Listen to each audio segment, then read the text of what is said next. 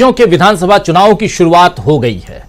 कल पहले चरण के लिए वोटिंग भी हो गई, जिसमें वोटर्स के जोश को देखकर कहा जा सकता है कि अब देश की राजनीति में बड़ा बदलाव करने के लिए जनता ने कमर कस ली है। 5 में से 2 राज्यों में आप जानते हैं कि इस वक्त कांग्रेस की सरकार है, एक छत्तीसगढ़ और दूसरा राजस्थान। लेकिन उसके इरादे यानी वोटर्स के इरादे सभी 5 राज्यों में सत्ता में आने कांग्रेस के लिए कि कांग्रेस आ जाए आने देने की दिखाई दे रहे हैं इरादे। और कल का मतदान देखते हुए ऐसा लग रहा है कि जनता ने सचमुच इस इरादे को सामने रखा भी है। कांग्रेस के जैसे इरादे हैं वैसे ही इरादे शायद जनता के भी हैं, ये कहा जा सकता है। इधर अब अगले मतदान से पहले चुनावी रैलियां और भाषणों ने जोर पकड़ना शुरू कर दिया है। प्रधानमंत्री नरेंद्र मोदी हमेशा की तरह आज की बात न करके भविष्य के सपने दिखाने लगे हैं और आज ही उन्होंने कहा कि अपने तीसरे कार्यकाल में देश को दुनिया की सबसे बड़ी अर्थव्यवस्था बना दूंगा। दरअसल प्रधानमंत्री नरेंद्र मोदी आज दमोह में थे, मध्य प्रदेश में, और वहां उन्होंने बड़े बड़े वादे किए, बहुत कुछ उन्होंने दिखाने की कोशिश की कि आगे क्या कुछ होगा, लेकिन क्या कुछ किया है इस पर बातचीत ना के बराबर। सुनिए क्या कुछ कह रहे हैं प्रधानमंत्री नरेंद्र मोदी अपने चुनावी रैली में या चुनावी भाषण में। सुनिए। मोदी की गारंटी है, लिख लीजिए, जब मैं तीसरी बार मेरा सेवा काल शुरू होगा, मैं इस देश की अर्थव्यवस्था को दुनिया की टॉप 3 में ला करके रहूंगा भाई।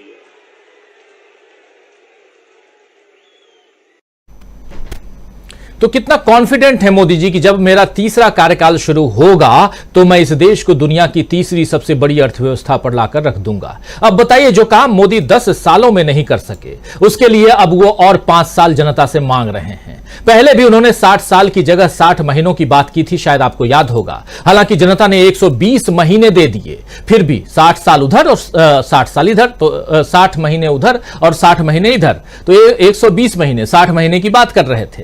तो 120 महीने दे दिए, फिर भी कुछ नहीं हो सका। आज की तारीख याद कीजिए दोस्तों, आज कौन सी तारीख है? आज 8 नवंबर है। 8 नवंबर 2016 को आज ही के दिन, और अभी समय हो रहा है 7:05, मतलब अभी से 55 मिनट बाद आज ही के दिन मोदी जी आए थे टेलीविजन चैनल्स पर और उन्होंने क्या कहा था। इसी दिन उन्होंने 500 और 1000 रुपए के नोट को लीगल टेंडर नहीं होगा ये कहा था और नोटबंदी कर दी थी। और उसके बाद देश का जो हाल हुआ वो आम जनता नहीं भूली है। बीजेपी और मोदी और उसका साथ देने वाला मीडिया भूल जाए वो अलग बात है।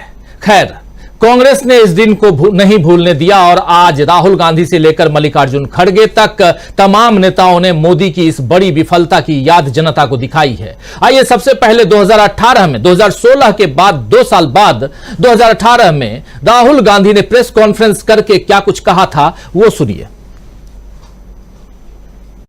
नोटबंदी कोई गलती नहीं थी, नोटबंदी आपके ऊपर आक्रमण था, नोटबंदी आपके पैर पर कुल्हाड़ी मारी गई थी। गलतफहमी में मत आइए, ये जानबूझ के आपको नष्ट करने के लिए, आपको खत्म करने के लिए और सबसे बड़े बिजनेस के लिए रास्ता खोलने का तरीका है। प्रधानमंत्री जी का लक्ष्य था कि हिंदुस्तान के सबसे बड़े क्रोनी कैपिटलिस्ट, जिनके कारण टेलीविजन पे हर रोज नरेंद्र मोदी जी का चेहरा दिखाई देता है, कि उनको पैसा मिले। और पैसा कैसे मिले? हिंदुस्तान के किसान, हिंदुस्तान के महिला, हिंदुस्तान के छोटे दुकानदार, हिंदुस्तान के middle size business, small size businesses के जेब में से पैसा निकाल के सीधा उनके 15-20 क्रोनी कैपिटलिस्ट मित्रों को मिले। तो सुबह सुबह राहुल गांधी ने अपने ट्विटर हैंडल से, कांग्रेस पार्टी ने अपने ट्विटर एक्स हैंडल से इस वीडियो को जारी किया और दूसरी तरफ कई सारे नेताओं ने ट्वीट भी किया। राहुल गांधी ने ट्वीट भी किया। देखिए, नोटबंदी एक सोची समझी साजिश थी, रोजगार तबाह करने की, श्रमिकों की आमदनी रोकने की, छोटे व्यापारों को खत्म करने की, किसानों को नुकसान पहुंचाने की, असंगठित अर्थव्यवस्था को तोड़ने की, 99% आम भारतीयों पर हमला, 1% पूंजीपति मोदी मित्रों को फायदा। यह एक हथियार था आपकी जेब काटने का, परम मित्र की झोली भरकर उसे 609 से दुनिया का दूसरा सबसे अमीर बनाने का। आप जानते हैं कि 609वें स्थान से कैसे दुनिया का दूसरा स्थान सबसे अमीर आदमी बनने का स्थान प्राप्त किया इसी देश का एक उद्योगपति। खैर, तो ये बात कहते हुए लिखते हुए राहुल गांधी ने उस वीडियो को जारी किया था जो अभी आप सुन रहे थे। यहीं नहीं रुके राहुल गांधी। अभी थोड़ी देर पहले राहुल गांधी ने छत्तीसगढ़ से फिर से नोटबंदी पर हमला किया है। जरा वहां क्या कुछ कह रहे हैं राहुल गांधी आज ताजा तरीन 2023 में, आज 8 नवंबर, और याद कर रहे हैं नोटबंदी को और इससे कैसे कनेक्ट कर रहे हैं। आपने पढ़ लिया, सुन लिया, जरा यहां सुनिए क्या कुछ कह रहे हैं राहुल गांधी। आज कुछ साल पहले नरेंद्र मोदी ने आज कहा था कि नोटबंदी करूंगा और काला धन मिट जाएगा देश से। मिट गया?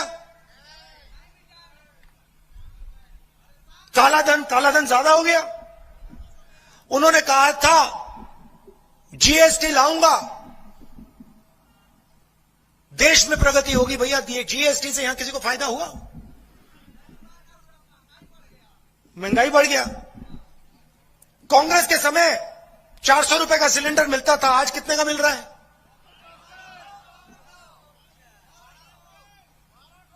ये देखो 1200। हमारे समय 400 मिलता था। चुनाव के बाद 500 रुपए की सब्सिडी गैस सिलेंडर पर मिल जाएगी आपको। अब नरेंद्र मोदी जी आते हैं, कहते हैं भैया वायदा कर जाते हैं 15 लाख रुपए दे दूंगा बैंक अकाउंट में, जीएसटी से सबको फायदा मिलेगा, किसान के कानून ला रहा हूं किसानों के लिए। उधर किसान धरना कर रहे हैं, पूरे देश के किसान कह रहे हैं भैया हमें ये कानून नहीं चाहिए। नरेंद्र मोदी जी कहते हैं नहीं भैया इनको समझ नहीं है, और कानून अदानी जी के लिए बना रहे हैं। यहां आपकी खदान उठा के दे देते हैं अदानी को, आपका जंगल दे देते हैं, जल दे देते हैं। तो सुन रहे थे आप राहुल गांधी को सीधा हमला नरेंद्र मोदी की सरकार पर, और चुनावों के बीच कांग्रेस के ऐसे हमले बीजेपी को शायद कमजोर कर रहे हैं। उधर छत्तीसगढ़ से लेकर मध्य प्रदेश तक प्रियंका गांधी और राहुल गांधी जिस अंदाज में बीजेपी को घेर रहे हैं उससे भी बीजेपी के पैर उखड़ने लगे हैं। दोस्तों, आज ही सरगुजा में राहुल गांधी ने कांग्रेस के चुनावी घोषणा पत्र में किसानों के लिए कर्जा माफी के किए गए वादे को दोहराते हुए कहा कि लिख लीजिए किसानों का कर्जा माफ होगा। हमने जो वादे 2018 में किसानों के लिए किए थे उसे पूरा किया। राहुल गांधी ने यह भी कहा कि छत्तीसगढ़ से मेरा पुराना रिश्ता है। लेकिन ये जो बातें, वादे जो राहुल गांधी याद दिला रहे हैं, जिस घोषणा पत्र के जरिए यहां कांग्रेस काफी मजबूत दिखाई दे रही है, उसके वादों को हर मंच से राहुल गांधी दोहराते हुए नजर आ रहे हैं। सरगुजा से राहुल गांधी ने और क्या कुछ बातें कही हैं, जरा सुन लेते हैं। और सबसे बड़ी बात कि किसानों की कर्ज माफी और धान खरीदी को लेकर लगातार राहुल गांधी अपनी बात छत्तीसगढ़ में रख रहे हैं। अब यहां राहुल गांधी और भूपेश बघेल और उनके साथ साथ पूरी कांग्रेस पार्टी काफी मजबूती के साथ, दमदारी के साथ चुनावी मैदान में डटी हुई दिखाई दे रही है। जरा सुनिए क्या कुछ कह रहे हैं राहुल गांधी। आदिवासियों के लिए बीजेपी के समय तेंदुपत्ता के लिए कितना पैसा मिलता था? एक बोरी के लिए कितना मिलता था? 2500। कांग्रेस पार्टी के समय में कितना मिला आपको? 4000 रुपए। अब आप लिख लीजिए 4000 रुपए नहीं 6000 रुपए आपको मिलेंगे। लिख के रख लीजिए आप। 4000 रुपए का आपको हर साल बोनस मिलेगा।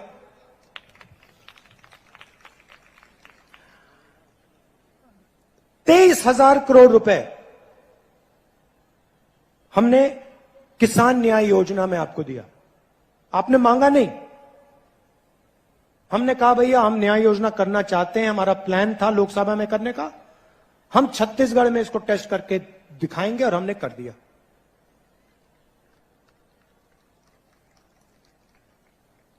आप मुझे एक बात बताओ, जब बीजेपी की सरकार यहां थी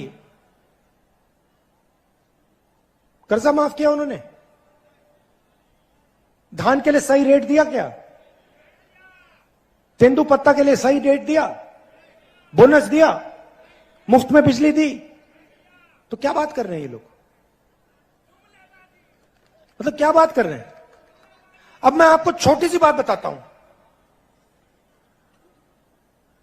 जैसे मैंने पिछले चुनाव में कहा था किसान का कर्जा माफ होगा, पेन निकाल के आप लिख लीजिए, इस बार किसान का कर्जा माफ होगा।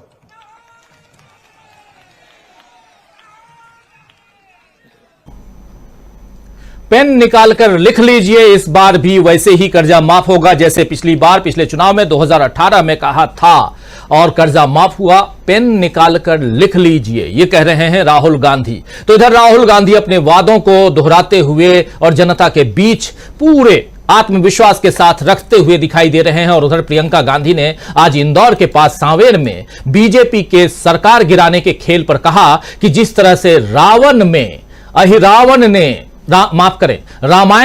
अहिरावण ने चाल चली थी, ठीक वैसा ही मध्य प्रदेश में कांग्रेस के साथ हुआ। अहिरावण छल से राम जी और लक्ष्मण जी को पाताल लोक ले गया। हनुमान जी ने अहिरावण को परास्त किया और दोनों को वापस लाए। अब जनता को हनुमान बनना है और इस छल का जवाब देना है। इस कथा का यही संदेश है कि जब अन्याय हो तो उसे लड़ना चाहिए। ये बात कह रही हैं प्रियंका गांधी इंदौर के पास ही अपनी एक सांवेर में एक सभा में। जरा सुनिए उनकी जुबानी। देखिए, आपकी जो ये धरती है, रीना जी बता रही थी कि यहाँ का सबसे सुप्रसिद्ध मंदिर उल्टे हनुमान जी का मंदिर है कि नहीं? बहनें आप जाती होंगी, जाती हैं? देखिए, रामायण की एक कथा आपको मालूम होगी, जहां अहिरावण ने एक चाल चली और राम जी और लक्ष्मण जी का अपहरण कर लिया। छल से दोनों को पाताल लोक ले गए। हनुमान जी पाताल लोक गए उनको वापस लाने के लिए। उन्होंने अहिरावण का पराजय किया, उन्हें हराया और राम जी लक्ष्मण जी को अपने कंधों पर रख के वापस ले आए। इस कथा का एक मुख्य संदेश है। क्या संदेश है ये? कि जब अन्याय होता है तो हमें उस अन्याय से लड़ना चाहिए। जब ऐसा राज होता है जिसकी कुनीतियों से नुकसान होता है जनता का, तो हमें उसका प्रतिकार करना है।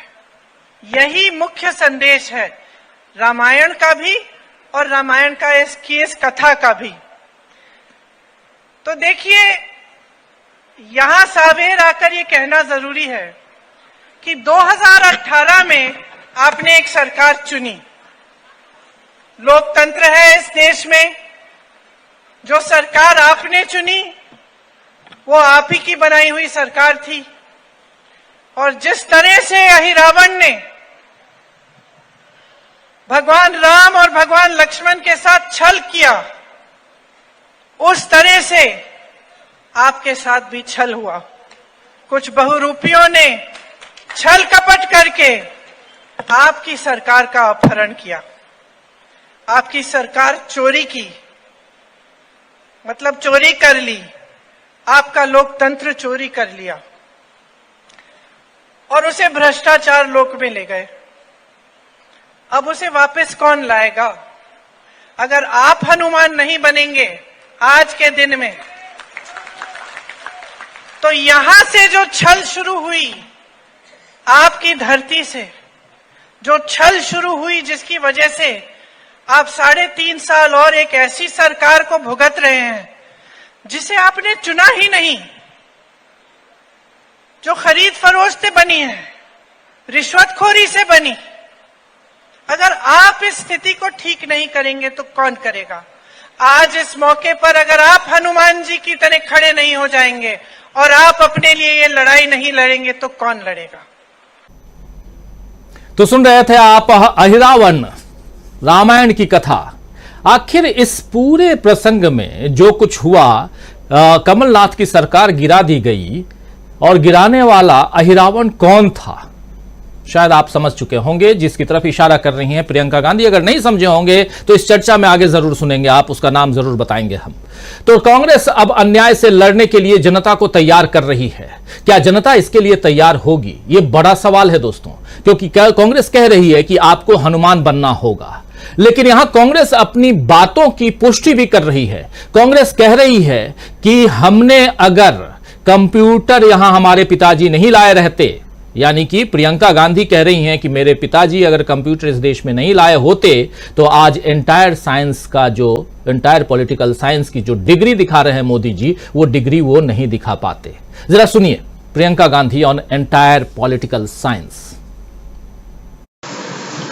बने रहिए, परिचर्चा अभी जारी है। वीडियो को लाइक और शेयर कर दीजिए और चैनल को सब्सक्राइब कर लीजिए। आइए आगे सुनते हैं इस परिचर्चा।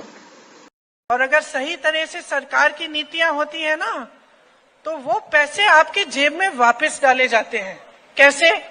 स्कीम्स बनाकर, किसानों की मदद करके, महिलाओं की मदद करके, मजदूरों की मदद करके, रोजगार दिलवा के, इसी तरह से पेंशन दे के, इसी तरह से तो आपके पैसे आपकी जेब में वापस आएंगे। लेकिन मध्य प्रदेश की सरकार क्या कर रही है? आपके जेब से निकाल रही है और लूट रही है, भ्रष्ट है, बड़े बड़े उद्योगपतियों को आपकी संपत्ति दे रही है।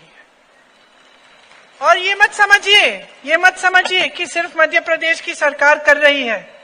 ये इनकी नीति है, ये भाजपा की नीति बन गई है। 10 सालों से मोदी जी की सरकार है। आप 10 सालों में आप बताइए, ये कहते हैं ना, आपको ये कह रहा था 70 सालों में कुछ नहीं हुआ। मोदी जी स्कूल गए तो 70 सालों में अगर स्कूल नहीं था तो मोदी जी स्कूल कैसे गए? स्कूल भी कांग्रेस ने ही बनाया होगा। सही बात है। कह रहे थे कि कॉलेज भी कांग्रेस ने ही बनाया हुआ होगा जिसमें मोदी जी पढ़े। अब मुझे नहीं मालूम वो कॉलेज गए थे कि नहीं, लेकिन वो जो एंटायर पॉलिटिकल साइंस का उनका जो सर्टिफिकेट था ना, वो जरूर कांग्रेस के दिए गए कंप्यूटर पे छपा होगा। क्योंकि जब कांग्रेस पार्टी की सरकार थी, मेरे पिताजी प्रधानमंत्री थी और वो कंप्यूटर थे और वो कंप्यूटर लाना चाह रहे थे देश में, तो विरोध किसने किया? भाजपा ने किया कि भाई ये सब नहीं चलेगा देश में। आज देखो देश तकनीक में आगे कैसे बढ़ गया है। उसकी वजह से, क्योंकि बहुत सालों पहले, दशकों पहले किसी की सोच थी। अगर आज देश में IIM है, IIT है, एम्स जैसे बड़े अस्पताल हैं, किसी की सोच थी, नेहरू जी की सोच थी कि हम ऐसे ऐसे संस्थान बनाएंगे जिससे दशकों बाद लोगों का लाभ होगा, जिससे देश आगे बढ़ेगा। तो सुन रहे थे आप प्रियंका गांधी को, एंटायर पॉलिटिकल साइंस की डिग्री, जिस कंप्यूटर पर मोदी जी ने, जिस कंप्यूटर से उनको डिग्री मिली है, छपी हुई डिग्री, वो उस डिग्री के लिए भी राजीव गांधी की सोच और कंप्यूटर लाने का जो बीड़ा उन्होंने उठाया था उसके कारण ही प्राप्त हुआ। खैर, एक इशारों में निशाना साधते हुए प्रधानमंत्री नरेंद्र मोदी पर, और दूसरी तरफ उधर राहुल गांधी भी पेन निकालकर लिख लीजिए जैसे गारंटी दे रहे हैं। और प्रधानमंत्री नरेंद्र मोदी कह रहे हैं कि तीसरी बार जब मैं प्रधानमंत्री बनूंगा तो देश को तीसरी अर्थव्यवस्था बना दूंगा। तीसरी क्यों? आप पहली अर्थव्यवस्था की बात क्यों नहीं करते हैं? यह भी बड़ा सवाल है। लेकिन आप आज की बात नहीं कर रहे हैं, पिछले 10 सालों की बात नहीं कर रहे हैं, बात आप कर रहे हैं 2024 के बाद की। क्यों? आखिर ये सवाल तो उठता है। खैर, क्या कांग्रेस ने बीजेपी के मंसूबों पर पानी फेर दिया है? एक बड़ा सवाल है। इस चुनाव की घड़ी में 5 राज्यों में चुनाव, जिसमें से 2 राज्यों और 1 राज्य मिजोरम में तो चुनाव ऑलरेडी खत्म हो चुका, और इधर छत्तीसगढ़ की 20 सीटों पे चुनाव करवाकर, मतदान करवाकर आगाज हो चुका है। छत्तीसगढ़ में 76% से ज्यादा मतदान, 76% से ज्यादा मतदान 20 सीटों पर पहले चरण में, और मिजोरम में 80% से ज्यादा मतदान। क्या कुछ कहता है ये भी समझेंगे। और सबसे बड़ा सवाल, अहिरावण आखिर कौन है? चलिए इसका जवाब स्वामी जी से लेते हैं। हमारे साथ कुछ खास साथी जुड़े हुए हैं, उन सबसे आपका परिचय करवाता हूं। स्वामी जी, पहले से आपका परिचय करवा चुका हूं कि और आपके पास ये सवाल लेके आने वाला हूं कि आखिर ये अहिरावण कौन है। और अगर आप जवाब नहीं दिए तो उधर मध्य प्रदेश से जुड़े हुए हैं हमारे साथी डॉक्टर राकेश पाठक जी, ये जरूर जवाब देंगे। तो आप दोनों का स्वागत करता हूं। हमारे साथ मीनू जैन जी भी जुड़ी हुई है। मीनू जी ने उधर तहलका मचा दिया है। तहलका इस हिसाब से कि उधर 2 भाइयों की मुलाकात करवा दी उत्तराखंड में, राहुल और वरुण की, और ये आपके बिना संभव नहीं हुआ होगा मीनू जी, ये भी आप बताइएगा जरा। तो मीनू जी आपका स्वागत करता हूं, सुनील शुक्ला जी हमारे साथ जुड़े हुए हैं, सुनील जी आपका स्वागत करता हूं, प्रशांत टंडन जी जुड़े हुए हैं, प्रशांत जी आपका स्वागत करता हूं, डॉक्टर दीपक पाचपोर जी का स्वागत करता हूं, साथ में अमलेंदु उपाध्याय जी हमारे साथी आपका स्वागत करता हूं। स्वागत इस्तकबाल आप तमाम दोस्त साथी शुभचिंतक आप सबका जो अब तक जुड़ चुके हैं और जुड़ने वाले हैं आप सबका भी। और जैसा शुरुआत में कह चुका हूं कि ये अहिरावण कौन है जिसके बारे में इतनी लंबी कथा सुनाई प्रियंका गांधी। हालांकि इस कथा में और एक्सटेंशन है और भी बहुत सारी बातें हैं। 13 साल के वनवास 14 साल के वनवास की बात भी वहां कह रही थी और 14 महीने की सरकार, क्या ये उससे कनेक्ट होता है? भाषण बहुत शानदार था प्रियंका गांधी का और वैसे ही शानदार भाषण आज राहुल गांधी का। लेकिन ये अहिरावण कौन है स्वामी जी? देखिए, अभी तक तो राजीव जी में यह समझता था कि युद्ध जीता जाएगा अगर रावण और मेघनाथ का वध होगा। अब ये आज जो प्रियंका जी ने बताया इसका माने अहिरावण का भी वध होना आवश्यक है। मुझे ऐसा लगता है, और राकेश पाठक जी बताएंगे, मुझे ऐसा लगता है अहिरावण ओरिजिनली ग्वालियर का रहने वाला था और ये संदर्भ शायद वही है। और अब आप जानते हैं 3 मूर्तियां कौन हैं, किनकी फोटो लगनी शुरू हो गई हैं, तो रावण का भी अंदाजा लगाया जा सकता है, मेघनाथ का भी अंदाजा लगाया जा सकता है, अहिरावण का भी अंदाजा लगाया जा सकता है। राजीव जी एक बात और, आज क्योंकि पुण्यतिथि है नोटबंदी की, मुझे ऐसा लगा, मैंने बहुत सारी अर्थशास्त्र की पुस्तकें पढ़ी, बहुत सारे अर्थशास्त्रियों से मेरी मुलाकात हुई, उनसे चर्चा हुई, उनसे विचार विमर्श हुआ। अब मैं सोच रहा हूं, रिटायर तो हो ही गया हूं, अनर्थ शास्त्र पे एक पुस्तक लिखूं और अनर्थ शास्त्र में पिछले 9.5 साल के अंदर जितने भी ये आर्थिक एक्सपेरिमेंट्स किए गए हैं इस पे मैं एक एक चैप्टर लिखूं। एक चैप्टर उसमें नोटबंदी पे होगा, एक चैप्टर उसपे जीएसटी पे होगा, एक चैप्टर होगा कि भारत की आर्थिक शक्ति को किस प्रकार से क्षीण किया गया है, हमारे छोटे दुकानदारों की आमदनी को खत्म करके, छोटे काश्तकारों की आमदनी को खत्म करके, हर चीज बड़े पूंजीपतियों को सौंप कर, तो तीसरा चैप्टर में उसके बारे में लिखूंगा। मुझे ऐसा लगता है अर्थशास्त्र में लोगों को ज्ञान है और यह पढ़ाया जाता है कि अर्थशास्त्र में आपको क्या करना चाहिए, कैसा करना चाहिए। मेरे ख्याल से पिछले 9 साल में मैंने जो सीखा है, एक पुस्तक यह भी लिखनी आवश्यक है क्या नहीं करना चाहिए, और 9.5 साल में हमें इतने सारे उदाहरण मिले हैं कि हमें क्या क्या नहीं करना चाहिए। देखिए, वास्तविकता में तीसरी आर्थिक शक्ति बनाने की बात हो रही है। इसके एक तरीका और है जो मोदी जी बखूबी से कर रहे हैं। अगर आप महंगाई बढ़ा देंगे तो आप आर्थिक शक्ति भी, आपकी जीडीपी भी बढ़ जाएगी और आपकी जीएसटी भी बढ़ जाएगी। आज जिस चीज पे छाती ठोकी जा रही है कि 1,75,000 करोड़ का जीएसटी कलेक्शन हर मंथ कर रहे हैं, ये गरीबी के पेट पे और गरीबों की जेब पे एक प्रकार का आघात है। राजीव जी, मैं आपके दर्शक और श्रोताओं को एक निमंत्रण देता हूं, आप गूगल सर्च करें।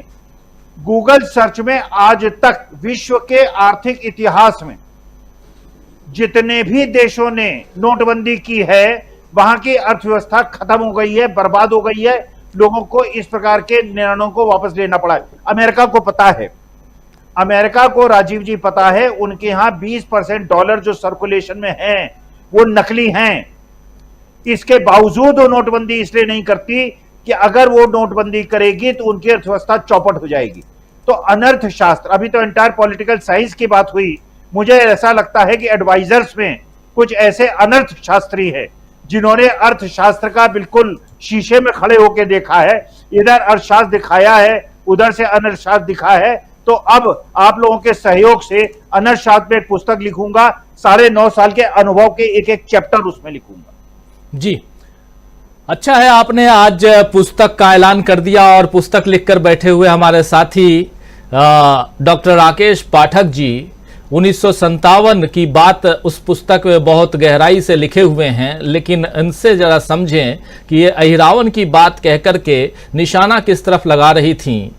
आप और बेहतर तरीके से बताएंगे डॉक्टर पाठक जी, क्योंकि ये अहिरावण कौन है और क्या सचमुच अब कांग्रेस ने कमर कस ली है कि आने वाले चुनाव ही नहीं बल्कि चुनाव के बाद अगर सरकार बनती है तो 13 या 14 महीने की सरकार नहीं बल्कि 5 साल की सरकार बनाएगी कांग्रेस पार्टी। ऐसा है क्या? क्योंकि आप वहां हैं और पूरे मध्य प्रदेश में चुनावी प्रक्रिया किस प्रकार आगे बढ़ रही है और खासकर प्रियंका गांधी जिस प्रकार आज एग्रेसिव नोट पर जाकर भाषण दे रही थी, उसके क्या मायने हैं? क्या ये जो जोश है वो जोश पहले से जो वहां लहर की बात कही जा रही है उसके कारण है, और जो कहानी जो खासकर रामायण की जो बात कर रही हैं प्रियंका गांधी, उसके क्या मायने हैं और कितनी दूर तक ये बातें जाती हैं जनता के बीच? राजीव जी, पहले अहिरावण की बात कर लें। अभी अखिल स्वामी सर ने कह दिया कि ग्वालियर का था, तो एक संकेत तो उन्होंने दे ही दिया और संयोग से आज मैं ग्वालियर में ही हूं। पहली बात तो यह है कि अहिरावण का उल्लेख रामचरितमानस और वाल्मीकि रामायण में नहीं है। हमारे लोक जीवन में कई तरह की रामायण प्रचलित है, उसमें एक राधे श्याम रामायण है, उसमें अहिरावण और महिरावण दो भाइयों का उल्लेख है जिन्हें रावण का पुत्र बताया गया उस राधे श्याम रामायण में। शुरू में आपने बताया, प्रियंका गांधी ने अपने भाषण में बता ही दिया कि वो विभीषण का भेष धरकर राम और लक्ष्मण का अपहरण करके पाताल नगरी में ले गया, तो पाताल लोक का राजा था अहिरावण। फिर हनुमान जी वहां पहुंचे, बीच में मकर ध्वज मिला, उसको उसने बताया वो तो हनुमान जी का ही पुत्र है। जब वो समुद्र पार कर रहे थे तो उनके पसीने की एक बूंद गिर गई थी, मछली ने उसको निगल लिया था, तो बंदर और मछली के संयोग से जिसका जन्म हुआ वो मकर ध्वज था। खैर, अंत में वो जब बलि चढ़ाने जा रहा था रावण राम और लक्ष्मण की, तो हनुमान जी पहुंच जाते हैं, उनकी रक्षा करके वापस अपने कंधे पर बिठाकर ले आते हैं। तो वानर सेना में एकदम हर्ष की लहर दौड़ी। प्रियंका गांधी जिन प्रतीकों के जरिए संदेश दे रही हैं, वो प्रतीक हमारे लोक जीवन में, हमारे मानस में बहुत गहरे बैठते हैं, सीधे असर करते हैं। जैसे विभीषण का जब भी उल्लेख होगा तो उसका उल्लेख इसी रूप में होगा कि वो भेदिया था। ज्योतिरादित्य सिंधिया ने जिस दिन भारतीय जनता पार्टी में प्रवेश लेने के बाद पहली बार दीनदयाल परिसर भोपाल में बीजेपी मुख्यालय में प्रवेश किया, उनके स्वागत सत्कार का जो आयोजन हुआ, उसमें शिवराज सिंह चौहान ने पहले दिन मंच पर ही उन्हें विभीषण कह दिया था। उसके बाद क्या क्या कहा जा रहा है, बीजेपी के नेता क्या क्या कह रहे हैं, बार बार उल्लेख करने में मुझे भी कष्ट होता है। मैं तो ग्वालियर का नागरिक, इस नाते मुझे अतिरिक्त कष्ट होता है। तो प्रियंका गांधी के संकेत को वहां से पकड़िए। 21 जुलाई 2023 ग्वालियर के व्यापार मेला मैदान में प्रियंका गांधी की सभा हुई थी। पहली सभा उनकी जबलपुर में हुई थी। या उन्होंने एक बात कही थी, एक अधूरी बात कहकर उन्होंने बहुत कुछ कह दिया था कि मैं चाहूं तो सिंधिया जी के बारे में 10 मिनट बोल सकती हूं, कैसे उनके विचार बदल गए, विचारधारा बदल गई। 2 वाक्यों में उन्होंने बिना कुछ कहे सब कुछ कह दिया। आज उन्होंने मिथकी तरीका अपनाया, मिथकों के जरिए यह संदेश देने की कोशिश की कि कमलनाथ की कांग्रेस पार्टी की उनकी सरकार का अपहरण अहिरावण रूपी ज्योतिरादित्य सिंधिया ने कर लिया था और उसे हनुमान जी मुक्त कराएंगे। हनुमान जी के मिथक को भी आप याद कर लीजिए कि कर्नाटक के चुनाव में हनुमान जी ने नरेंद्र मोदी जी की सुनी। माननीय प्रधानमंत्री ने बजरंग दल के समकक्ष हनुमान जी को रखकर अपील की लोगों से कि आप वोट डालने जाने से पहले जय का नारा लगाएं। लोगों ने नारा जरूर लगाया, लेकिन बटन दबा दिया हाथ के पंजे पर। तो मुझे लगता है कि मध्य प्रदेश के चुनावी समर में, इस रणभूमि में भी हनुमान जी को फिर से लाने की कोशिश हुई है।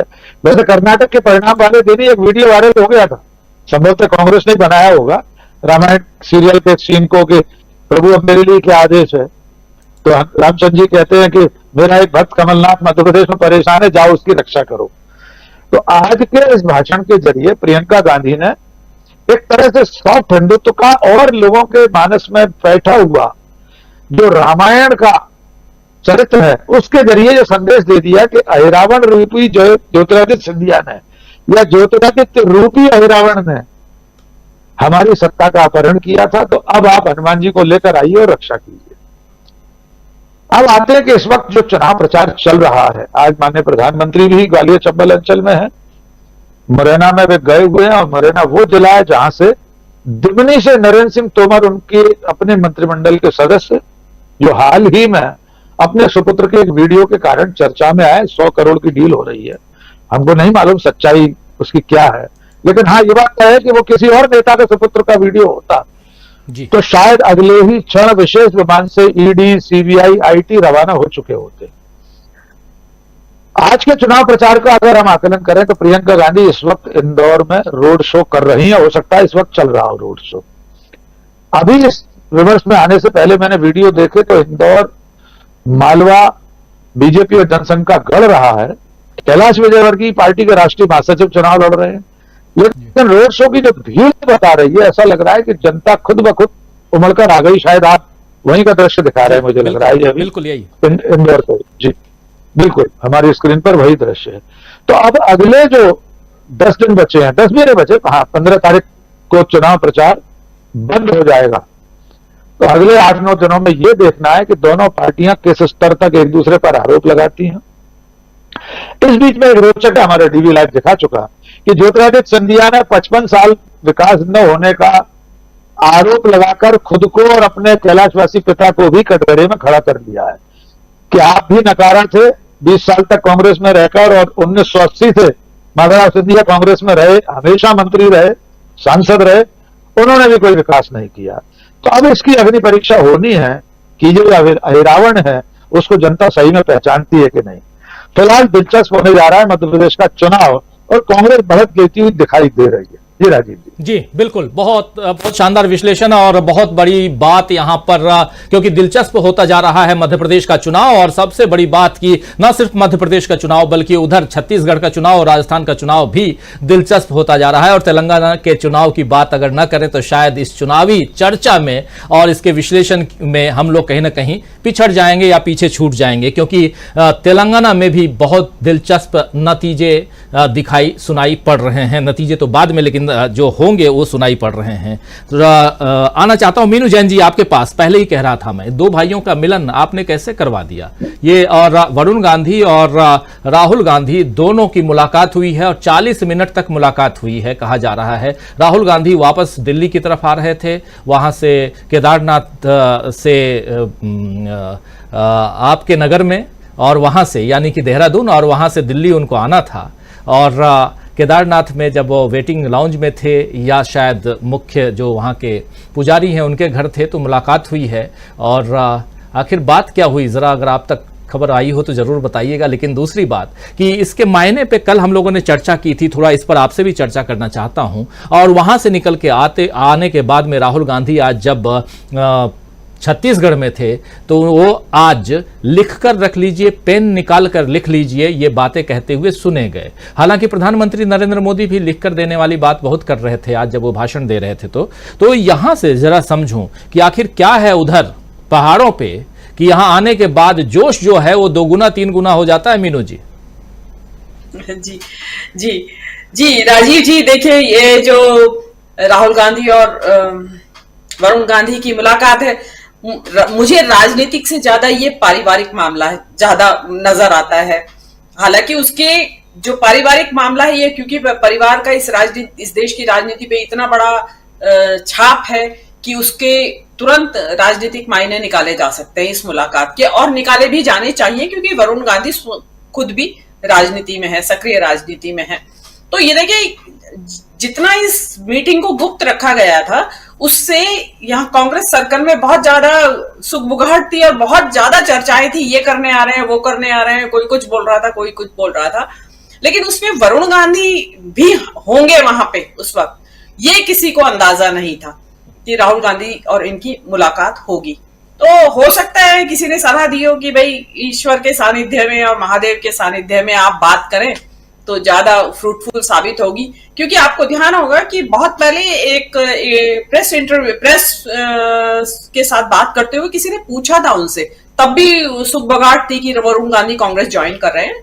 तो राहुल गांधी ने कहा था क्योंकि वरुण गांधी आरएसएस और भाजपा की उसको स्वीकार कर चुके हैं, तो उसके साथ उनको हम अपने कांग्रेस में, मतलब इनका कहने का तात्पर्य यह था कि उनको कांग्रेस में स्वीकार्यता अभी नहीं है। मतलब उनका ये कहना था कि या तो आरएसएस की विचारधारा और बीजेपी की विचारधारा का साथ छोड़ें तो then only we can consider. तो अब हो सकता है, देखिए इसका ग्राउंड पहले ही बना लिया गया होगा, वहां कोई भी नहीं था, इवन कांग्रेस के नेता भी नहीं थे। एक भूतपूर्व अध्यक्ष कांग्रेस के कद्दावर नेता हैं, गणेश गोदियाल जी के अलावा वहां कोई नहीं था। तो इसमें डेफिनेटली कुछ ना कुछ बात हुई है, और राहुल गांधी और प्रियंका गांधी और ये आपके वरुण गांधी तो परिवार के साथ थे, पत्नी भी थी, उनकी बेटी भी थी, तो वो बातचीत जो भी हुई होगी उसका आप देख लीजिएगा 10 या 15 दिन के अंदर अंदर रिजल्ट आ जाएगा। अब देखिए वरुण गांधी के कांग्रेस ज्वाइन करने से क्या नतीजे निकलेंगे, क्या इसका प्रभाव होगा, ये एक अलग डिबेट का विषय है। वो जब जिस दिन ज्वाइन करेंगे उस दिन आप अवश्य इस बारे में बहुत लंबी चर्चा रखेंगे, तो तब उसके ऊपर बातचीत हो जाएगी। इसमें एक महत्वपूर्ण बात मैं ये कह देती हूँ, राहुल गांधी ने जो केदारनाथ की यात्रा की है वो ज्यादातर लोगों को पता नहीं चला है। उसमें वो जहां ठहरे हैं और जिस कमरे में उन्होंने खुद खाना बना के खाया है, वो एक बहुत देखने वाला दृश्य है कि किस सिंप्लिसिटी के साथ वहां पुजारी, जो उसके मुख्य पुजारी हैं, उनके रूम में राहुल गांधी बिल्कुल सादा, उसमें 2 पलंग बिछे हुए हैं और बिल्कुल सादा सा वो एक कमरा है, उसके अंदर राहुल गांधी ठहरे थे। और उनके दूसरे कमरे में एक टेबल लगा के उसी के ऊपर वहां उन्होंने खाना वाना बना के वहां उन्होंने खाना वाना खाया। मतलब जो जिसको कहते हैं ना कि हमारे यहाँ क्या तीर्थ यात्रा का मतलब यही होता था आज तक, तो कि भाई कष्टों में जाके तीर्थ यात्रा करें। मतलब ऐसा नहीं कि आज की तरह की 5 स्टार होटल के कंफर्ट में रहना चाहते हैं और वहां से तीर्थ यात्रा करना चाहते हैं। तो राहुल गांधी ने वो नहीं किया, बिल्कुल भारतीय संदर्भों में, भारतीय संस्कृति के अनुरूप बिल्कुल अपने आराम को त्याग दिया। और बिल्कुल वहां इतनी ठंड रही होगी, उस कमरे में एसी भी नहीं था तो वो पता चल सकता है कि वो किस तरीके से कष्ट में जाके उन्होंने यात्रा की। तो ये राहुल गांधी जो किया उसका पॉजिटिव इम्पैक्ट गया है, और ये जो वरुण गांधी मिले हैं इसका अभी आपको आने वाले समय में पता चल जाएगा। अब इसमें जो आप बहुत सारी चीजें दिखा रहे हैं, आज तो बहुत ही सारे टॉपिक्स एक साथ गुत्थम गुत्था हो गए हैं। अब इसमें जो मोदी जी की डिग्री वाला जो प्रियंका ने उठाया और जिस चुटीले अंदाज में उठाया है उन्होंने ये टॉपिक, और जिस तरीके से आपने देखा होगा जनता किस तरीके से तालियां बजा रही थी, इंटायर पॉलिटिकल साइंस का उन्होंने नाम लिया जैसे ही, और किस तरीके से जो जनता चीयर अप कर रही थी, और जो उनका व्यंग्यवाण था, मोदी जी तिलमिला के रह गए होंगे आज। और आप कल देखिएगा कितना जबरदस्त वो प्रहार करेंगे प्रियंका के ऊपर, बहुत बुरी तरह प्रहार करेंगे। प्रियंका ने उनकी एंटायर पॉलिटिकल साइंस की बुरी तरह धज्जियां उधेड़ी हैं। और बाकी का जो आपने अभी पुराणों से महाभारत और उनका जो जिक्र आया है, रामायण का जिक्र आया है, वो तो एक अलग चीजें हैं। तो व्यक्तिगत जो एंटायर पॉलिटिकल साइंस का जिस समझदारी से और जिस होशियारी से उन्होंने मोदी जी को लपेट दिया है, वो शायद उनको हमेशा याद रहेगा। एक मैं नोटबंदी के ऊपर और कहना चाहती हूँ कि देखिए ये नोटबंदी की आज 7वीं बरसी, और मोदी जी कब भी आज तक नोटबंदी की बरसी नहीं मनाई जैसे सर्जिकल स्ट्राइक की बनाते थे। मतलब कोई बीजेपी और मोदी समेत कोई उसकी बात भी नहीं करना चाहता है, लेकिन ये नोटबंदी ही थी जिसने इस देश की एमएसएमई को तबाह कर दिया, छोटे और लघु उद्योग धंधों को और व्यापारों को उसने तबाह कर दिया। इसको याद किया जाना इसलिए जरूरी है कि हमारे दिमाग से भूल ना जाए। हम जब 2024 का चुनाव में वोट करें तो हम याद रखें कि किस तरीके से 60 बार कम से कम कानून बदले गए 3 महीने के अंदर, नवंबर से लेके और जनवरी तक। कितना इन्होंने कानून, लगातार रोज एक नया कानून आ जाता था, आज ऐसे नहीं ऐसे, आज ऐसे नहीं ऐसे। तो और 2000 रुपए का नोट की चिप की वो तो याद करिए, सब पब्लिक भूल गई हो तो कि 2000 रुपए के नोट में चिप लगा हुआ है। आज तक की गोदी मीडिया ने उसका इतना बताया कि मोदी जी ने चिप लगवा दी है, इतने इनोवेटिव है हमारे मोदी जी। तो इन्होंने इतना मतलब एक तो आपका गलत स्टेप हो गया, और ऊपर से जनता को आपने इतना परेशान करा, उसके बाद आपको ये इस तरह की जासूसी बातें सूझ रही हैं। एक प्रॉब्लम नहीं हुई है, मतलब जनता और मोदी जी ने जो जापान में जाके अगले दिन चले गए थे और वहां जाके जिस तरीके से हिंदुस्तानियों का मजाक उड़ाया था कि घर में शादी है और पैसे नहीं है, ऐसे करके। मतलब देश का प्रधानमंत्री, अगेन वही गरिमा वाली बात आती है, और लोगों की मतलब उनको मजा आ रहा है कि देश के लोगों के यहाँ बेटी की शादी है और पैसा नहीं है। लोग मर गए हार्ट अटैक से अचानक जो इस तरह के ये हुए। तो और ये जो पेटीएम का जो मोदी जी विज्ञापन कर रहे थे, वो चीजें सारी याद दिलानी जनता को इसलिए जरूरी है कि जनता भूल गई है। तो इसलिए इसको याद दिलाया जाना बहुत जरूरी है। आज आपके माध्यम से हमें मौका दिया आपने, हमने सोचा हमारा एक कर्तव्य है कि हम याद दिलाएं कि नोटबंदी को कभी भूलिएगा मत। जी जी बिल्कुल, नोटबंदी की आज बरसी है, जो भी वर्षगांठ जो भी कह लें वो है, और आज ही के दिन नोटबंदी की गई थी। लेकिन दूसरी तरफ एक चीज और याद दिलाने वाली आप कह रही थी मीनू जी, जरा उसको भी याद दिला देते हैं कि वरुण गांधी के बारे में जब पूछा गया था प्रेस कॉन्फ्रेंस में राहुल गांधी ने, तो आप अभी बता ही रही थी, तो राहुल गांधी ने क्या कुछ कहा था शब्दशः, उन्हीं की जुबानी जरा सुन लेते हैं और फिर चर्चा आगे बढ़ाते हैं। प्रशांत टंडन जी के पास आते हैं और आगे बहुत कुछ इस चर्चा में है और उस पर भी बात हम करेंगे। जरा सुनते हैं पहले उस प्रेस कॉन्फ्रेंस में वरुण गांधी पर जब सवाल पूछा गया तो राहुल गांधी ने क्या कुछ कहा था, और ये लोकेशन मुझे जहां तक ध्यान आ रहा है वो मध्य प्रदेश ही था। सुनिए। राहुल जी, आपकी भारत जोड़ो यात्रा उत्तर प्रदेश जा रही है और वहां पर भारतीय जनता पार्टी के सांसद वरुण गांधी वही भाषा बोल रहे हैं जो भाषा आप बोल रहे हैं, जो भाजपा के नेता नहीं बोलते। क्या वरुण गांधी के लिए कांग्रेस पार्टी में जगह है? क्या वरुण गांधी को आप चाहेंगे वो भारत जोड़ो? ये आपको हमारे जो कांग्रेस प्रेसिडेंट है, ये सवाल आपको उनसे पूछना पड़ेगा। यात्रा में वो आए तो स्वागत है उनका। स्वागत किसी का भी है, बट वो बीजेपी के हैं तो उनका वहां पे प्रॉब्लम तो होगा।